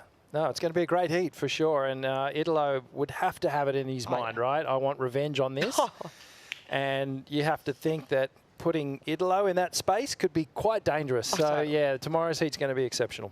I actually cannot wait. I think that's going to be a really fun battle between those two. But let's go back to a battle that we loved watching today. It was the Boost Mobile heat of the day, and Dane Henry put on an absolute clinic. Unfortunately, Oscar Berry not getting the momentum he was really chasing in his opening championship tour event. But when you draw a wild card like Dane Henry, you got to bring your best. Yeah, absolutely. I mean, this guy is a special sort of talent, and I put him in my fantasy surfer team for that reason. I just feel like he's on such a roll at the moment, and he's maturing just incredibly fast. For a kid of this age to have such a maturity in the way he's competing, the way he's composure around the events, and not to mention the way this guy surfs. It's just so on point and aggressive, and he's got all the tricks. It's scary, the level of confidence that this guy possesses at just 19 years old. I feel like... I'll do my stuff, and I'll come back down, right? It is really scary, I think we even saw him, he just looked confident when he ran out for the heat. I mean, he was playing tricks with the cameraman as he was running out. He had this ear about him where he just knew, I don't know, when you just know you're going to win. It felt like that's the kind of energy he had. And massive, pretty hefty single wave total there, the 783. That thing was pretty deadly. And unfortunately for Oscar, he couldn't really tee off, didn't really kind of find the waves that he was looking for out there. So he's off to Margie's. But yeah, Dane's going to continue to move through the draw, and he's got Griff in the next heat, which he wanted. He's put it out there. Be careful what you wish for. Oh my, Dane, he's kind of giving shades of young Mick. I'm really liking what I'm seeing from Dane. Obviously, we had a lot of hold time today. We had a bit of time where are we on, are we not? So we actually got some fun surfing done today. We saw the twin fin Stone and Wood session, and Vorno, our very own Vaughan Deadly, got a start, and he was fired up here, Flick. Oh, this is so cool. And here we go. We've seen a left. Woohoo! Trust the goof to always find one. And it looks like... That's Glen Micro Hall. It is. I was like, hang on a sec. I didn't know if it was Tully or if it was Micro. This is Tully up and running now. Here we go. Tully on the backhand. Obviously local legend. Been in the event before. And our very own Vorno. Yeah, VD. Love to see it, mate. So, yeah, Vorno loves to ride a 20. And Sophie McCulloch got out there as well. So a bit of fun. We kept the crowds entertained down here on Easter Friday, and there were plenty of people turned up, which is great. You know, the Victorians, they will come down here, rain, hail or shine, and they'll get amongst it. And there's so much to do down at the event side as well. Heaps of activations. So you know what? Vorno loves that Stonewood Afternoon Delight. How many times have we seen him running that and not get a start? He actually got a start, and I heard a couple of whispers through the crowds that he may have actually taken out the heat, but it just... Like you mentioned, Rich, there's just so much to come down and get amongst bells. It's more than a surf comp. It's a full festival down here. Oh, it's awesome. I mean, Victorians, you said it, Rich, they love their sport. I mean, you got the Formula One, you got the tennis here, and you've got the surfing, the big three, and yeah, now we're on the post show and we've got a little bit of afternoon delight right there. Stone and Wood, here we go. Hold. Teasing us in front. Now, Rich, I'd love to talk to you about the Surfline forecast, and that's exactly what we're going to do right now. We want to see big, long lines down here at Bells. What are you looking when you take a look at this forecast? I'm seeing more action tomorrow, we see these big colourful blobs coming up through the bight and underneath that Southern Ocean stretch. And that's going to push all this swell up into where Bells Beach is there. You can see where Melbourne is, and that's where Bells Beach is, Torquay. So what happens is we need these swells to wrap around and then take more of a southerly direction, get straight up into Bells, and that's when we'll see all those beautiful lines coming through. So this is just showing you what we've been dealing with today. Tomorrow, we'll see that swell tick around again. I think we'll see the size jump up, so we'll see bigger surf than we've had tonight. 6 to 8 foot faces tomorrow, and then through Sunday, Monday and Tuesday we've got decent sized swell as well, and the winds are going to get better from Sunday, which is really, really promising. So Monday, Tuesday, offshore and sideshore conditions. So we've got 4 days of decent swell ahead of us, which is really promising for event organisers. We'll get up and check it tomorrow, but if I was a betting man, I'd say we are on tomorrow. And obviously there's so many incredible rounds coming up, in round number 2. Our highlight heat to watch though, it's going to be Tia Zabrowski taking on Alyssa Spencer-Fleet. Oh, wow. I mean, Tia Zabrowski, the phenom, we've been speaking about her. She took out the Challenger Series last year. She's 15 years old. And then she's taking on Alyssa Spencer, who, you know, she fell off the tour and she's back on. And, you know, the commentary around that has been, and from her and herself has been, you know, I'm back. And I feel like maybe I didn't give it or go as hard as what I possibly could. And she's also got a full year on tour this year, so knowing that is probably confidence boosting. But yeah, I think everyone's really dying to see how Tia Zabrowski's going to show up here because there's been a lot of talk, a lot of hype, and can she continue that momentum with the big dogs? Rich, what's your thoughts on Tia? We haven't really got to touch on that together yet. No, not yet. She's a phenom. She's incredible. We saw what she did through the Challenger Series, and she just has that sense of belonging here on the Championship Tour. I think she's going to go a long way in the draw. She's going to have an incredible career. This is literally just opening the gates to this huge career that she's about to embark on. She could make her mark here at Bells, but this is the world stage. This is the Championship Tour. This is the first event. This pressure does weird things to people, but I feel like she's going to click into gear. She'll handle that pressure. We'll see her produce. Now, of course, today it was short, but it was sweet. We had so much action, a lot of big turns go down today. So that leads us into our BioGlen Daily Dose. And coming in at number 5, it's the WSL 50. We got to see all of our world champions that we have down here go out and have a really fun free surf session here, Flip. Oh, and how good if you're a spectator and when does this happen? This does not happen every day. This doesn't happen every year. I don't know when the next time is that we're going to see this. Maybe in another 50 years' time. So really, what a cool moment. I mean, look at the great lane there. Up and riding. I mean, I saw just Pauline Mensah. You've got Carissa Moore. She's back on tour this year. You know, you really had world champs from all those different generations. And what a cool moment. For everyone, you know, to even witness the GOAT, Kelly Slater, out there at Bells once more time. Really cool. I saw Kelly zipping down the car at a car park, grabbed his board, bolted down, and had a good chat to Ock this morning as well. So the great Mark Occhilupo, former winner out here, former world champ, and on the backhand, he is the one that they all want to emulate. And of course, the GOAT, the greatest of all time, the one that has done more for the sport than anyone. Italo, of course, the goof, finds the left, spins to win. And it was a real great display from everyone in that heat. Yeah, and coming in at number 4, Matteas Herdy winning the very first heat of the 2026 season here, Flick. This was cool. I touched on it before. But what he did at Newcastle, the emotions involved with that, and to turn it around in 2 weeks' time, put a lid on that and kind of just put that away and come and with such a strong showing in this opening round heat, that's pretty incredible. Yeah, Lukey Thompson, our South African, he's also got his first heat win here. I know he was really nervous coming into this, but he looked like he belonged here, Rich. Yeah, it's different being a wild card, having a shot at it, and actually being part of the tour, being a member of the Championship Tour. It's a different sort of pressure, especially in the first event, and he nailed it. Yeah, Luke, he's looking so sharp. He's actually taking on the big brew tomorrow, Geordie Smith, in his heat, so it's cool to see the 2 South Africans. And then, speaking of wild cards, Zave, just doing what he does best here, Flick. Yeah, obviously the local, he's got the wild card here, and he's got a great read on it. I mean, even this frothy one, which generally if you see a frothy wave coming, you're like, maybe I won't go that one because too much texture on the face, but that one stood up, he got the right read on it. There were a lot of waves caught in this heat. He came up against Cal, I think 16 waves in total, so the boys were really going for it, but he got the win. And of course, number 1, Dane Henry. taking on Oscar Berry. We spoke to it earlier. He is just an absolute phenom. Yeah, commiserations to Obers just knocking out in his first heat. But this kid, mate, he is an absolute phenom. And he could do what Mick Fanning did a couple of decades ago and go all the way through and win as a wild card. So we'll wait and see if that transpires. He's got a huge heat coming up against Griff, and I cannot wait for that one. That one's going to be awesome. Oh, round 2, we get to see all of those top seeds, and then we're going to get to see, hopefully, our women get underway as well. It is a 7:20 call for a 7:30 start tomorrow. We'll be back to do this all over again.